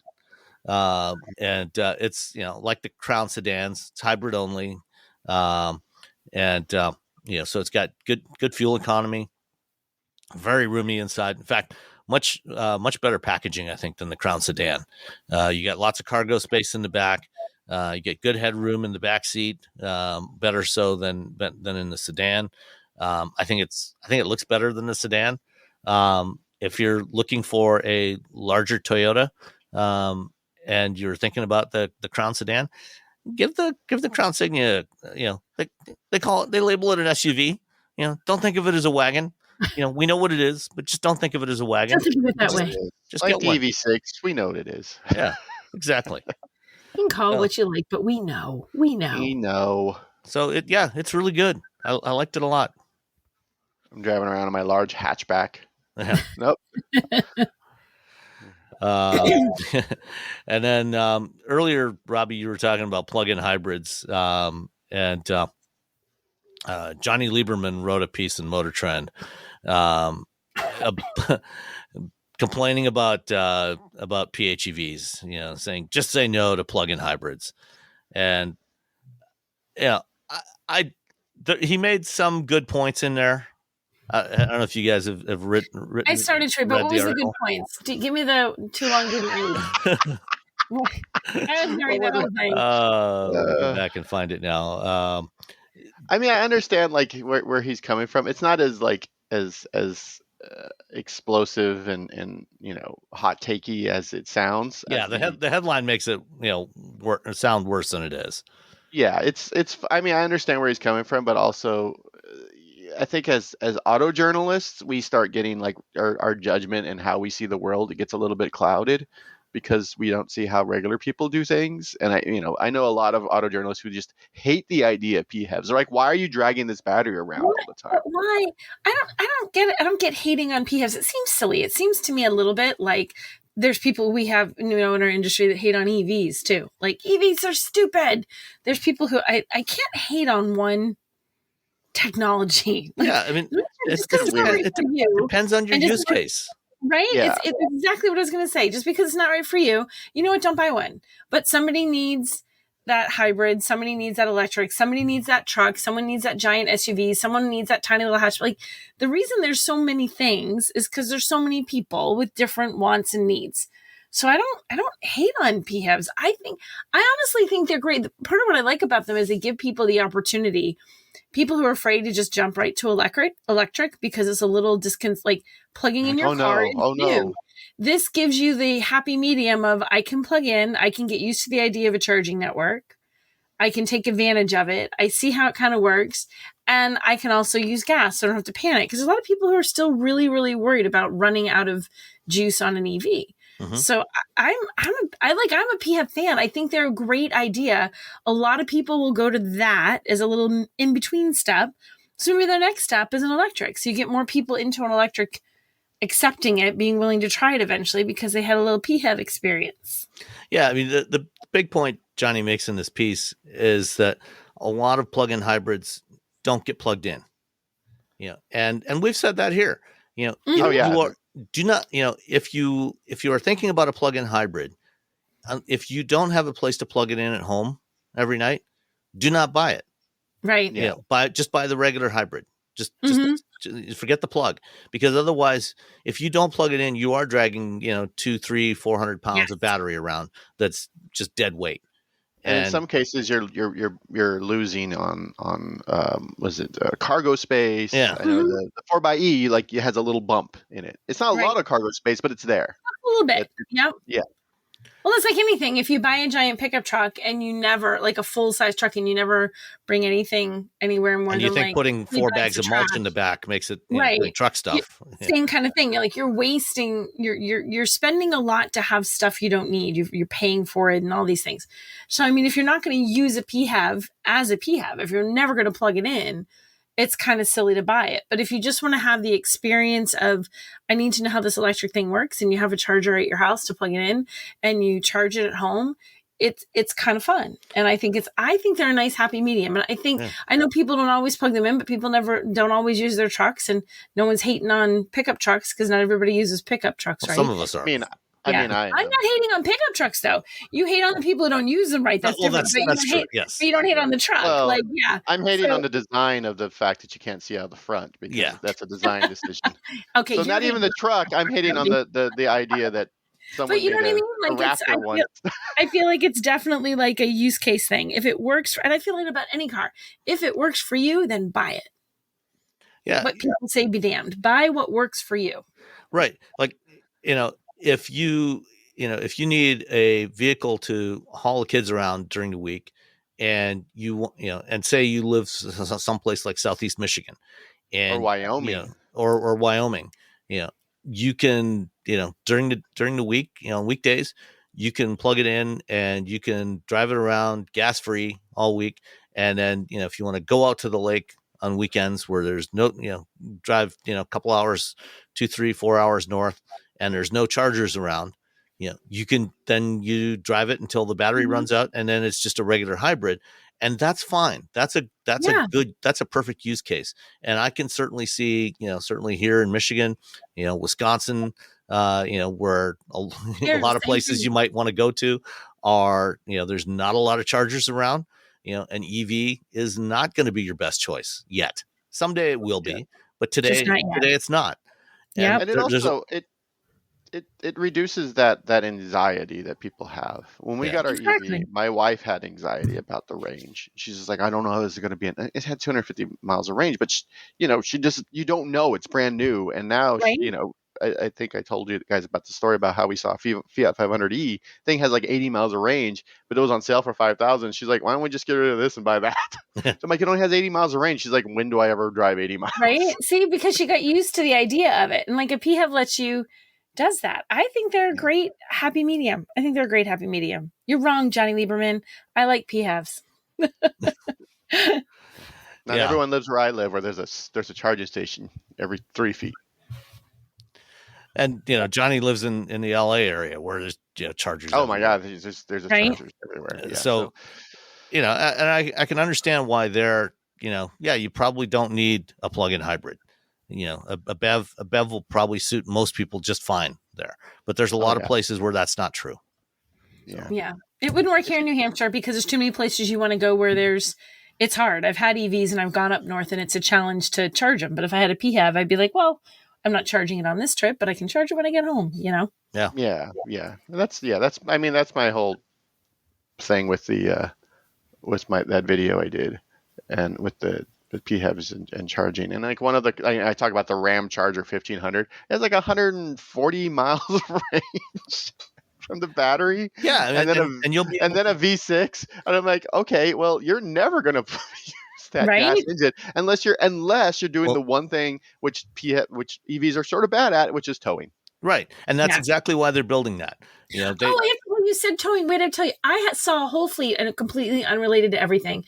I found out that one of our local paving companies uses a fleet of Rivian R1Ts for all their equipment.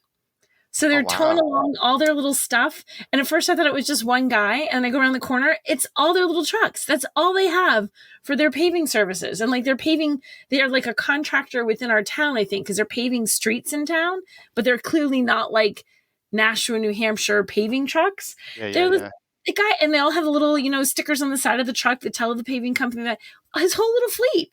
All the guy has is R1Ts. I counted 4 different cars there of those there at different points during the repave the road down the street from my house thing that lasted a couple of days. I somehow thought that was cool because you talk about towing, and they had stuff, like real stuff hooked up to the back of these to do all this paving on these streets. And then you're towing around town? Totally fine. Right? Yeah. And plus they can lock all their stuff away. They don't have to get like an extra. Right? That was really cool. Like the first time I've ever seen like a small business or something fully commit to, we're going electric, boys, and their entire little fleet of trucks was all Rivian R1Ts. And that's the use. That's one of the prime use cases for electric pickups. Trucks like the F-150 Lightning, or the Silverado EV work truck, is most of those vehicles are used locally. They're not towing horse trailer 500 miles. Right. They're these are landscapers, that have a trailer full of lawnmowers and assorted other equipment, or a paving company, or all kinds of other services that they if they can tow 150 miles, that's all they need. Right. And those things have great towing capacity. They just can't do it very far. Exactly. And I'm like, this is like perfect because he's clearly not going to be going, 5 states over to pave. He's all local, gets all those things. I thought that was really brilliant. I'm like, look at this little guy go. I thought it was so cool. With that, that Ram Charger, when that comes out early next year, that is going to be, for anybody that wants a truck for towing longer distances, that's going to be the one to get, because you can drive that, do all your stuff that you need to do during the week, on electricity. And then when you need to hook up the trailer, like here, again, here in Michigan, any Friday afternoon, most of the year, you get on I-75 heading northbound, and when it's warm weather months, you find trucks and SUVs towing jet skis and boats and camping trailers. And in the wintertime, they're towing snowmobiles, heading up north somewhere. And then Sunday afternoon, they're coming back.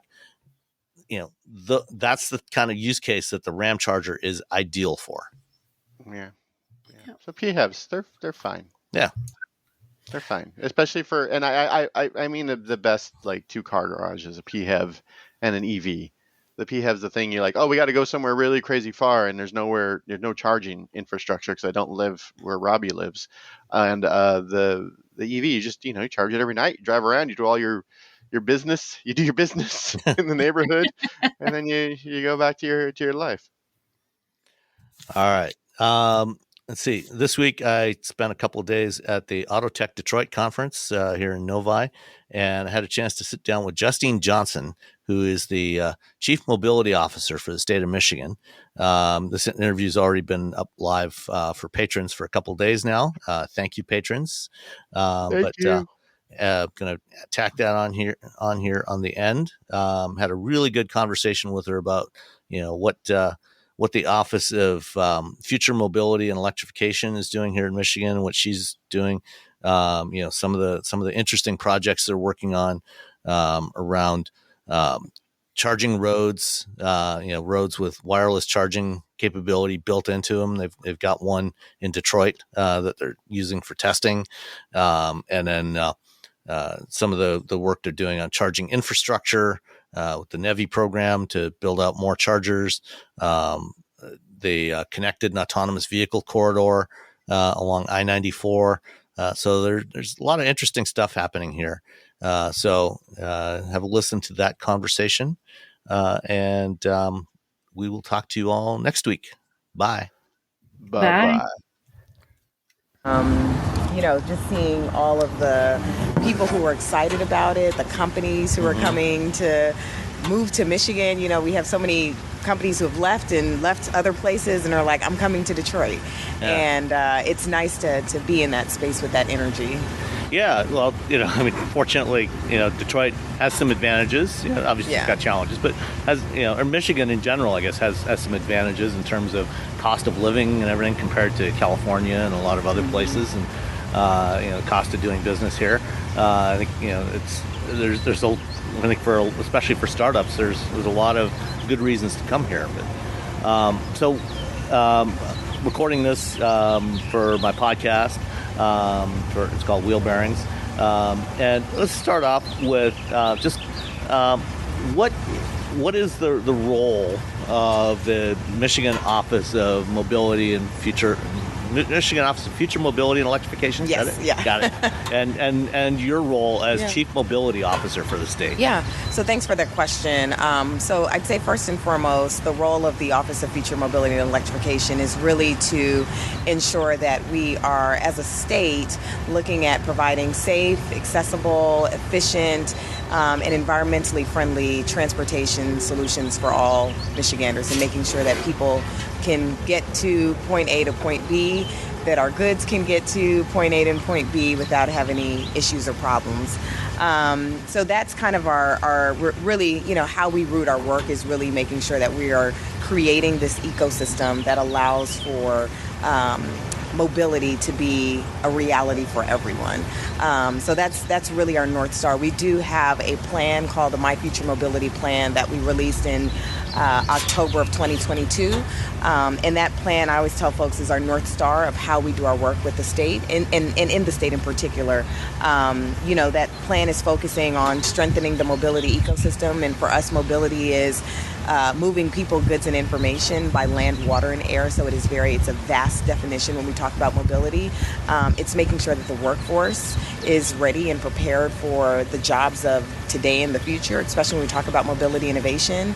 We're also focusing on the infrastructure, making sure that the infrastructure is safe and it's sound, and also it's clean, right? And so making sure that people have access to charging infrastructure. And then lastly, really about policy and making sure that we're enabling policy to, we're signaling through policy that companies should come here, and that we're seeing this as a space where the mobility ecosystem can thrive. So those are kind of our core goals of how we work. And we work across, we're very unique. We're the first office of its kind in the United States. And we really work right at that intersection between labor and economic opportunity. We work at the intersection of the economy and industry, and then we also are talking about sustainability and as well as our infrastructure. So that's really working with all of those partners across state government to do that work.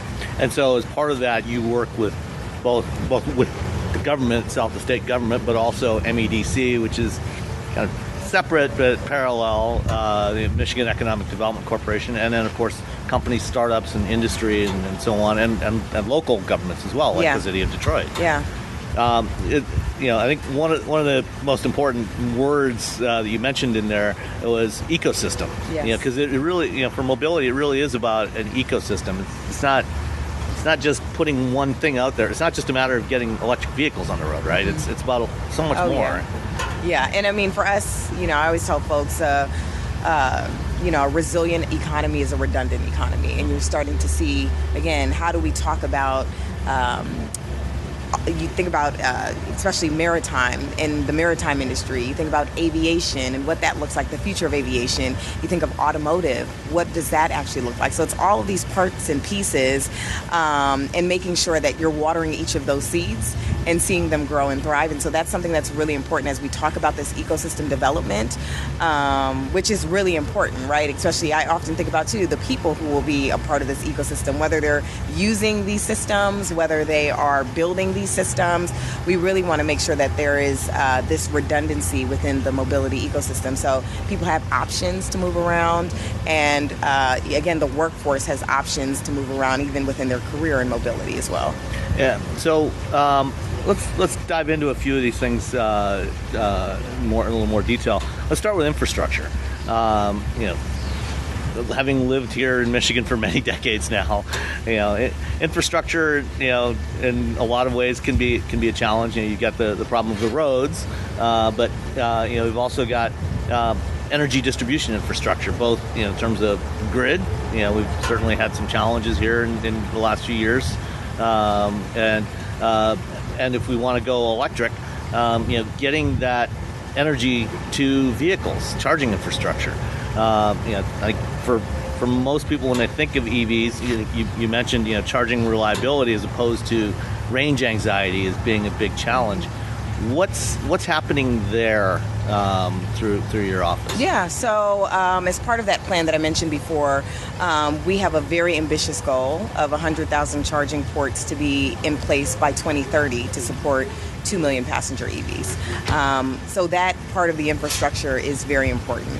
We are, we received NEVI funding, so the National Electric Vehicle Infrastructure federal funding as part of the bipartisan infrastructure law, received $110 million to build out that charging infrastructure.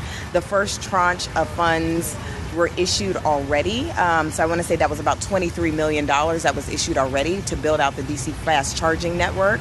From the state to the charge point operators? To the charging operators, okay. Yeah. So that first tranche, and they're going through the second round now. So that's, we're taking those funds and continuing to disperse those to companies who will be building out the charging infrastructure. So that's something that's really important as we think about the needs for the infrastructure. I'd say, we're also talking about innovation even within the infrastructure itself. So we do have the first wireless charging roadway in the country that's located on 14th Street in Michigan Central, in the Corktown area. And so, again, this is another strong example of how we're even thinking about not only creating places for, again, thinking about standing infrastructure that we know right now for charging, but also how we might use our roadways as kind of these future pathways for charging infrastructure. So our road network being almost like a cloud in many ways, a smart system that's allowing vehicles to talk to the infrastructure and as well as charging batteries at the same time. So it's really exciting to have projects like these because it's really important when we think about the infrastructure. But we know it's important. We know that Michigan is I'd say one of the assets that we have is because we have a diversity when we talk about our climate. It's a great place for people to think about what might the future solution be around maintaining infrastructure, especially when you have cold weather, and the challenges that come with cold weather and with ice, right? And so all of these different parts and pieces. But also we have a number of different research institutions and testing sites throughout the state where people who literally can come and test battery technology on these types of tracks throughout the state. And so I think that's really cool because we're now having this dialogue and conversation about bringing in innovation to a place where you can actually figure out how do you test autonomous operations when it's cold? How do you see how the battery is performing under really cold temperatures? How might we start to think about the actual the road itself and making sure that we're thinking about maintaining that infrastructure and using smart data to help us understand where might there be a problem today? How long do you have to fix it until it becomes a bigger issue? So really being very specific about pinpointing a number of those issues. And I want to get back to a bunch of that. The NEVI funding. I just saw a report yesterday that nationwide there's only a handful of sites, NEVI-funded sites that have been deployed yet that are actually operational. What is there anything you can say about what's taking so long to get these sites deployed? I think we're moving as quickly as possible. I'd say that first and foremost. I think as companies are applying for these funds, we have to think about, again, who's going to be able to be the best, partner and company here to deploy this infrastructure, making sure that, again, from a grid capacity and making sure that our utility neighbors as well, because they're partners as part of this dialogue and conversation, that they have the energy to support this need for the DC fast charging. So it's making sure that this is a fully coordinated effort in many ways, and that takes time. But that's not to say that, I think it's not to say that we should look at this as it's not working, but it's moving according to how it should be by bringing together the right folks and making sure that once you get, you have your funding, which is great, utility partners, here's the full network of these clean fuel corridors, here's where we're thinking about making sure this infrastructure is needed and phasing that in so that you can get the utility providers to provide the energy that's needed to support the demand for energy at DC fast charging stations. And one of the challenges, I think a lot of people like the concept of DC fast charging, getting it closer to the gas station model of adding energy back into your vehicle. But it's also a very costly solution. And for a lot of consumers, it may not be the most it's certainly not the most cost-effective way to put energy into EVs.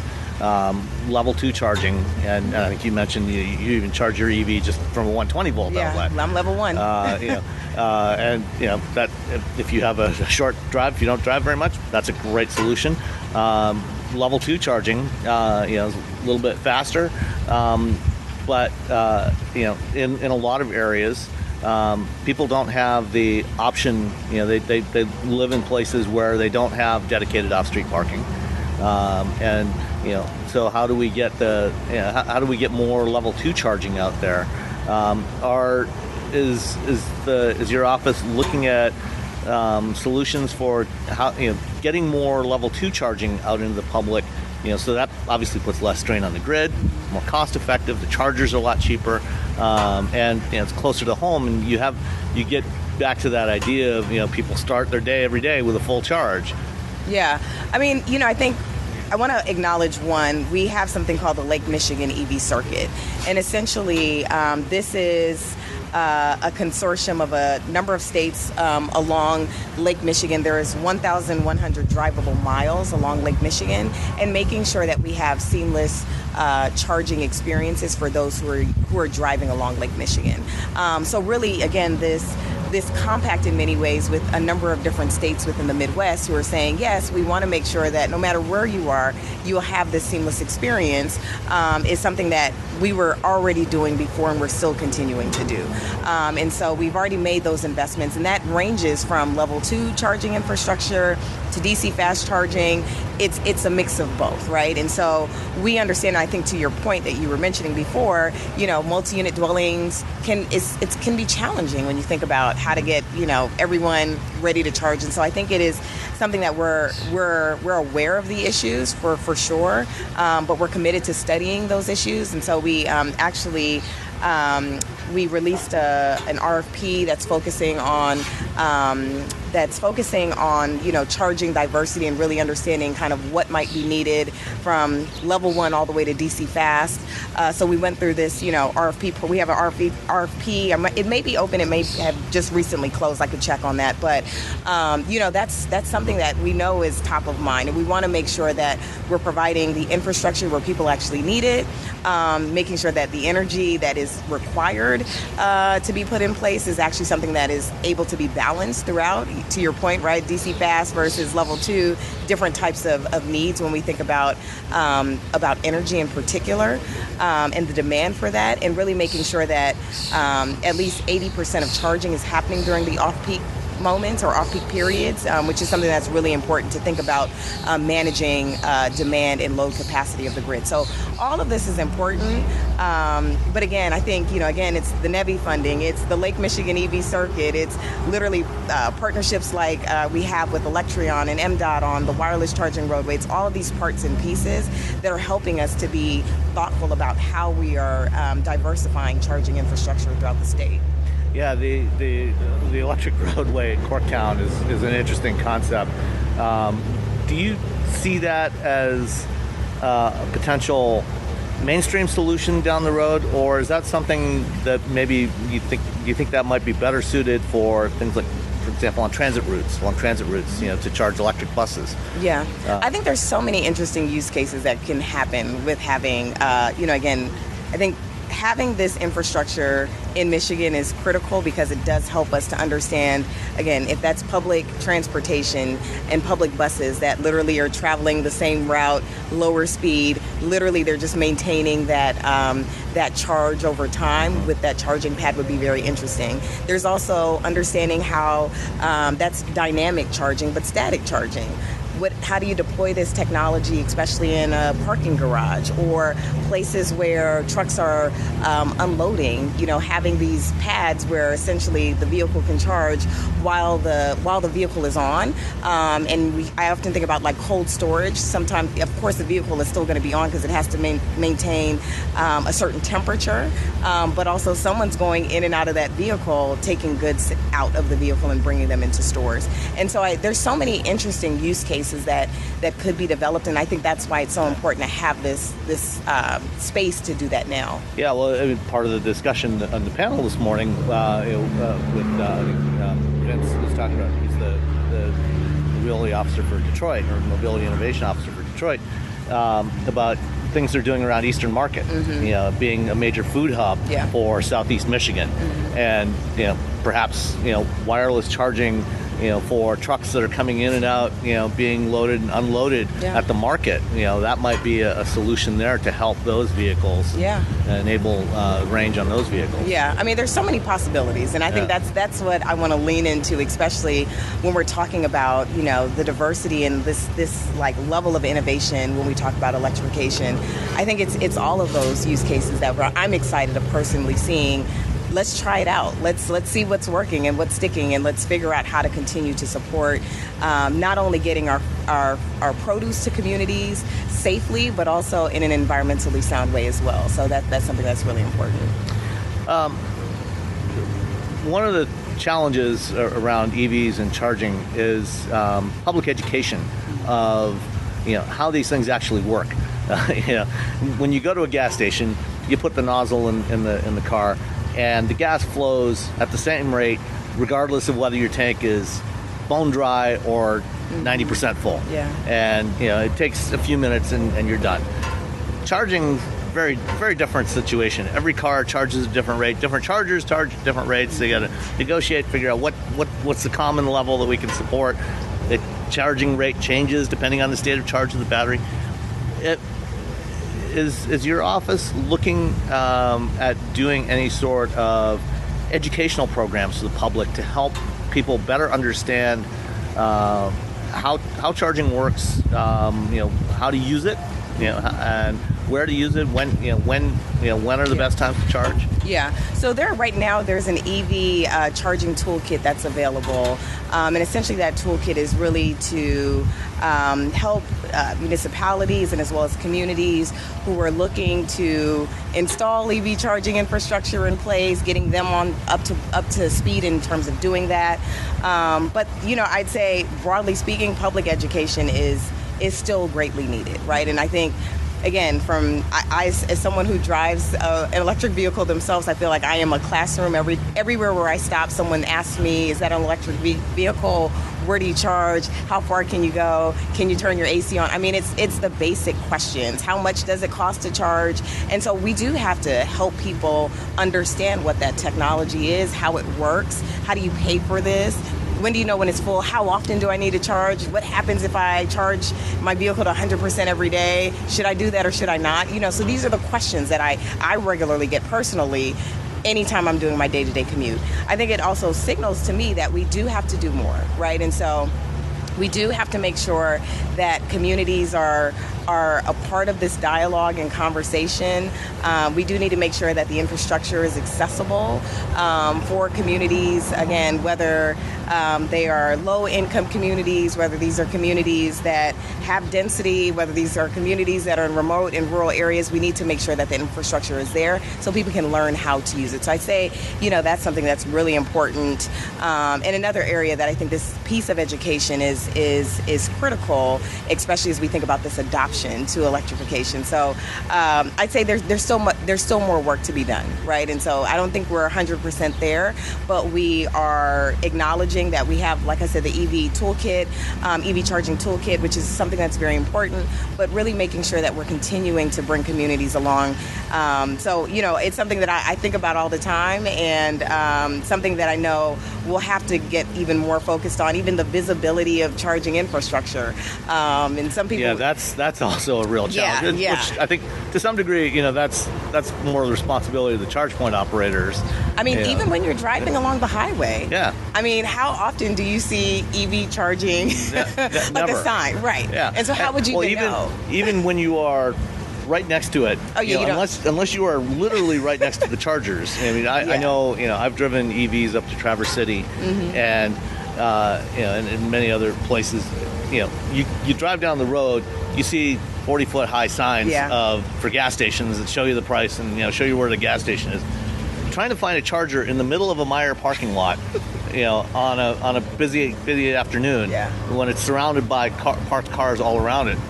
It's like, if you don't know precisely where it is, it's a challenge. Oh yeah, I mean, and I think that's something that I think we're aware of those things, right? And I think as more people experience and use, and I talk to other people who I use charging infrastructure pretty much very regularly, right? I have so many apps that have, directing me to different charging companies. But, I talk to people and I'm like, how did you find this charger? Did you have a hard time finding it? And people will tell you different things.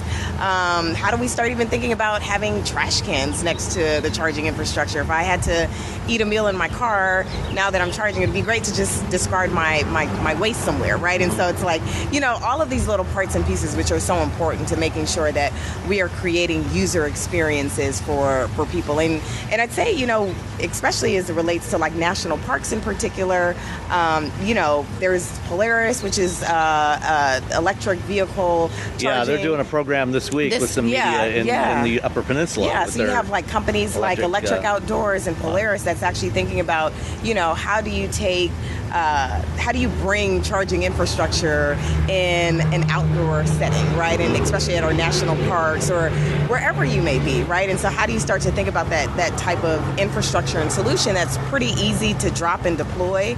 But to me, when I think about that type of infrastructure, not only is it great for outdoor innovation, but it also is really helpful when you think about like where else could, if there's a large concert, can we get some of those pods, drop them off? It's pretty easy to install. It's not even like you need weeks or months. Set it up and get people. Like imagine if you had some of those around Michigan Central this afternoon, when wherever you may be. Who knows how many tens of thousands or hundreds of thousands are going to show up for this concert? Yeah. But I mean, I will say in the Bagley Parking Hub, there are a number of different DC fast charging stations available or charging ports available. So again, but it's just so interesting as we think about like solutions that you can literally pick up and drop off to different places. You leave it there for a few weeks or months and figure out, is this really a place where people need charging? You can start to have that. But again, we need the innovation. We need to have these pilots. We need to have these programs and initiatives to help us to get to those solutions as well. And especially, a state like Michigan, you head up 75, any weekend, winter or summer, and, there's migration, Friday afternoons heading north, Sunday afternoons heading south. And if we want people to use EVs, we've got to facilitate it. Let's shift to a little different topic, which is around automated and connected vehicles. And let's start with the connected vehicle corridor along I-94.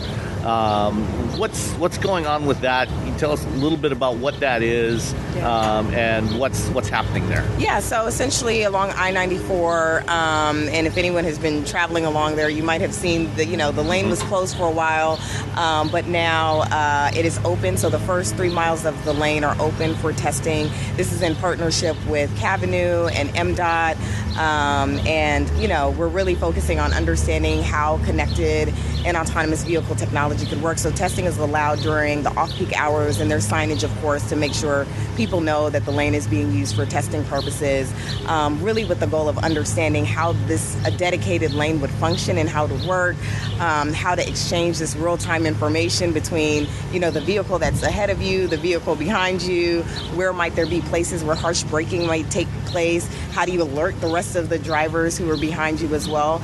And so this is kind of the phase one, which is the piloting process, or the pilot phase, I should say, and really understanding and getting as much data and gathering and learning. So essentially, the lane is being utilized for that, and really understanding, with this 3 mile stretch, where might there be opportunities to figure out how do we expand, what are some more lessons we need to learn, what types of data do we need to continue to get access to make sure that this lane is functioning as it's intended to for, again, as we're thinking about this autonomous future as well. And what sorts of technologies have been deployed along this 3 mile corridor? Right, so there are cameras, there are sensors, there are LiDAR systems, and essentially I think there are a few vehicles that have I'm trying to think of the name of the technology, but they're VX. Yeah, it's kind of like VX technology. Yeah. I'm like, what? Yeah, like just to have this conversation between the vehicle and the infrastructure. So right now, that's again, it's a dedicated lane. If you're driving along I-95, you'll see the barrels next to the lane, or not the barrels, excuse me. There's these little bollards. Yes, bollards next to the lane, and essentially there's you can see this full stretch. So a number of different cameras and sensor technology and LiDAR systems. And I believe that they've also paved that lane with different material. Yes, they did. Was it for higher grip, higher traction? Yes, yeah. So they did. I'd have to look to see what the actual type of material that was used for that surface paving of the roadway, but to really ensure that it is able to, whether it's raining, whether there's light snow or anything like that, it's still able to capture all of the data points needed to communicate with the vehicles. And long term, if that does, I was at the original announcement in 2020, which happened to be down at the train station, and they talked about having this corridor all the way from Detroit to Ann Arbor, at least. What do you see as kind of the potential application of this, besides a dedicated lane for automated vehicles? Yeah, I mean, I could definitely see some, opportunities in particular to, I always say like public transportation is another, thinking about bringing public transportation, or I should say shared transportation as well, bringing, high occupancy vehicles on this particular roadway and moving them from point A to point B, right? And, I think that could be a very interesting use case. If you are thinking about especially I think about goods movement and fleet vehicles in particular that might be traveling this particular stretch of the roadway, how might you get to a point where you're thinking about the autonomous operation that's happening from the distribution center, it's being loaded onto a truck, and then making its way autonomously to its destination. So you think about all of those different use cases as well in terms of how do you think about the movement of those goods in all of those different places. So, I'm often someone who talks about, I think we have to think about high occupancy vehicles being able to get the most value of moving the critical mass in many ways from point A to point B in a way that's not congested and in a way that's efficient. And so I think there's some very interesting, my mind goes like, how could you think about DTW Airport and connecting that with, people getting out of the airport and being able to commute down to Detroit, vice versa, or, again, thinking about those different types of potential use cases, I think could be really exciting to explore. Yeah, and obviously one of the challenges with that is, not every route is going to have the necessary utilization to justify, larger vehicles, mm-hmm. and so you need a mix of different types of vehicles, from micromobility all the way up to large buses and trains and everything in between. And it was interesting, Vince Keenan mentioned, a couple of new AV shuttle pilots that are going to be starting in Detroit. Is your office involved in that program? So we are a partner. That project is called the Connect. So it's a 10.5 mile shuttle service that will be starting in the summer. The Office of Future Mobility and Electrification is a project funder, so we put money into this project. We put in $500,000. Bedrock has put in $500,000, and Michigan Central has put in $500,000. So it's a $1.5 million investment across all of the, state, Michigan Central, and as well as Bedrock, really to ensure that we can really see this new electric autonomous vehicle, and the vehicles will be wheelchair accessible as well. And so we think about how we can serve people, and it'll go from Michigan Central to Detroit's East Riverfront community. So it'll make stops along the way. And it's mainly along Michigan Avenue, or the route is still being finalized, but it might look like a mix of Michigan Avenue at some points. It may make turns and stops as needed, so that's being worked on now. But again, this is such a important investment for us as an office as we think about the future of mobility and electrification. Of course, we are an entity that works very closely with partners like municipalities across the state to really envision projects like these and making sure that they're not just these concepts that we're talking about, but bringing them into the built environment. So, we were happy to be a investor in really providing funding for this pilot program, and looking forward to seeing how there may be other activations to expand this and scale this to other places around the state. Yeah, and I think programs like that are key to providing equity of transportation for everybody. You look at a city like Detroit, where you have areas where it's fairly densely populated, and a lot of large areas where it's very low density, at least for hopefully for now, not forever, but low density, and providing transportation services to those parts of the city, and other areas around the state as well. Is finding the right solution for each trip, as part of that larger ecosystem that we talked about at the beginning. Yeah. It's really, really important of that ecosystem building. Okay. I think that's. Oh, I guess one other area I wanted to touch on. You mentioned a couple of times today aviation and urban air mobility.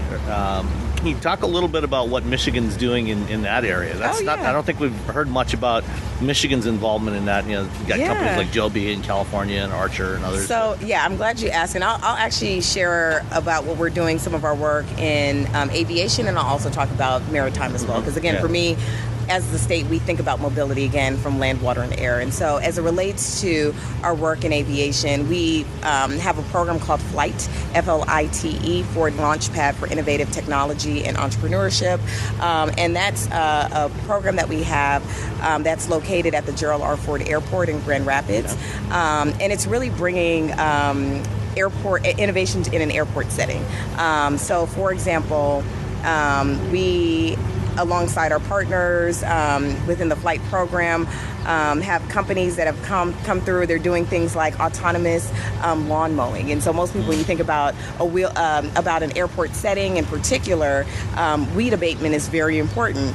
But there are also applicable use cases, especially for rural communities, especially for older adults who may say, I have this huge stretch of land, but again, mowing my lawn is going to be hard, or even thinking about agricultural communities and how do you think about lawn mowing in that way. So one of the companies, for example, we have another one, I think they're called Wheel, and that's testing autonomous wheelchairs. So essentially, as people are going into the airport right now, you have to have this prearranged service. Someone has to come get you, walk you to your ramp, and that's a hard job. It's not easy. And again, there's different sizes of wheelchairs, different weights that you have to take into consideration. And the person who's doing the job is doing the job regardless of, if it's someone who's really small in terms of a small child, all the way to someone who's an older adult.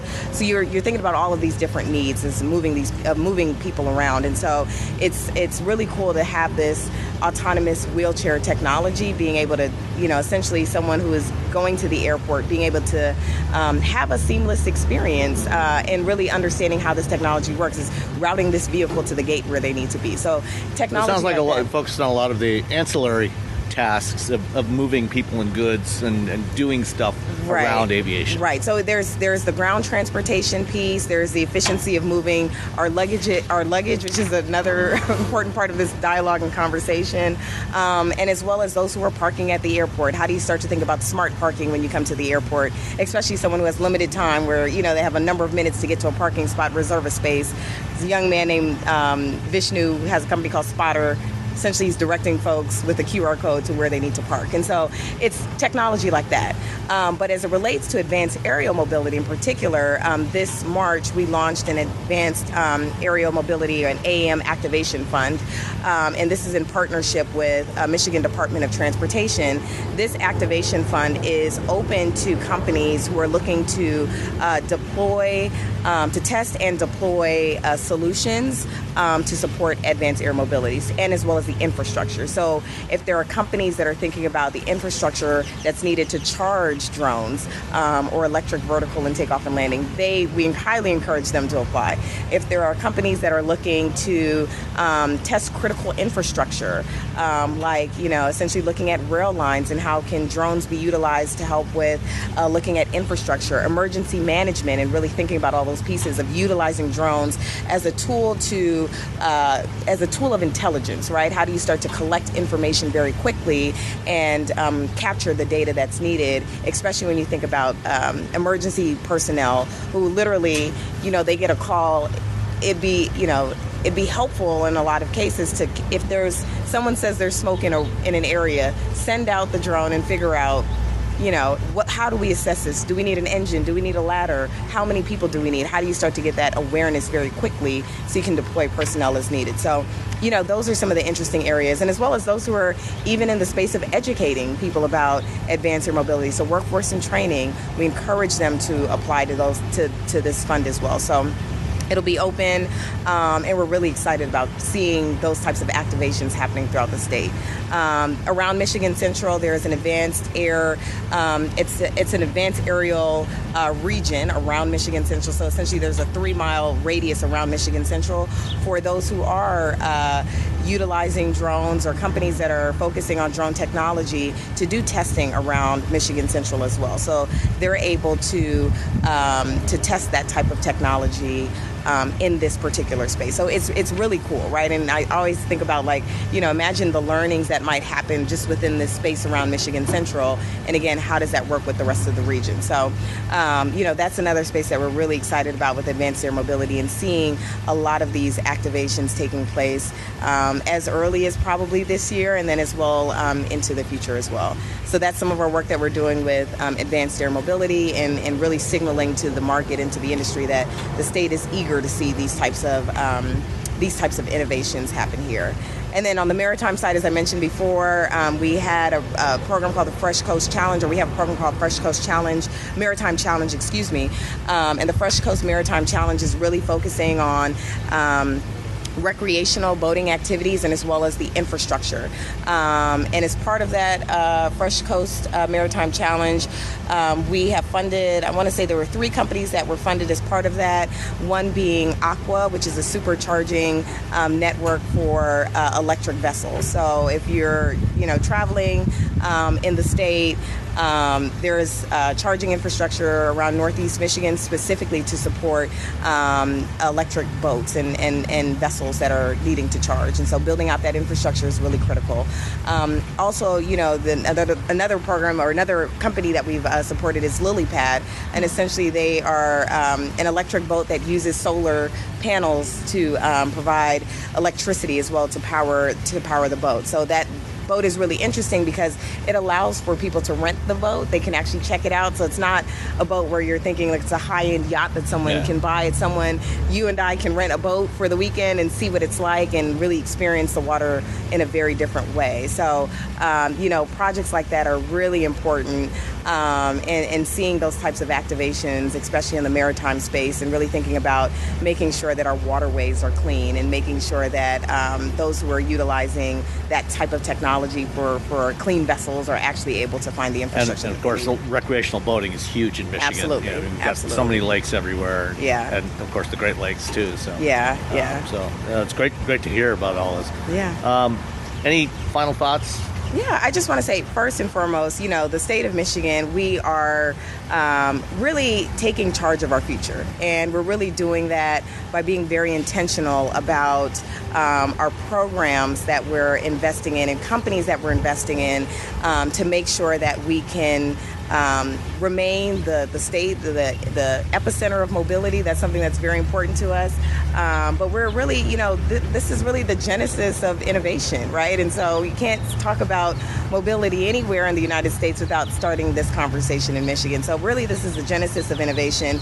And really, this is an opportunity for the mobility revolution at this point, which I think is just so exciting to be a part of. Again, we have a number of different grant funding programs. I always encourage companies, no matter what size you are, take advantage of all of the different resources that are available. We have a prototype grant program for anyone who is a maker. We are a state of makers, and we want to continue to see our state thrive, especially as it relates to supporting makers. So we do have a prototype grant program available, which is great for companies to apply to. We have a new fellowship program that will be launching this fall for recent college graduates to be a part of this mobility dialogue and journey. But really, we're really, charging ahead with our future. The sky is no longer the limit for us, and we're really, very intentional about all of the work and the activation that we're doing. Collaboration is going to be key here, and so really making sure that we are, collaborating and partnering to make sure that we can make this vision a reality for all. So I am excited about that. All right. Well, I'm excited too. Thank you very much for your time, Justine. Yeah. It's a pleasure to talk to you. Yeah, likewise.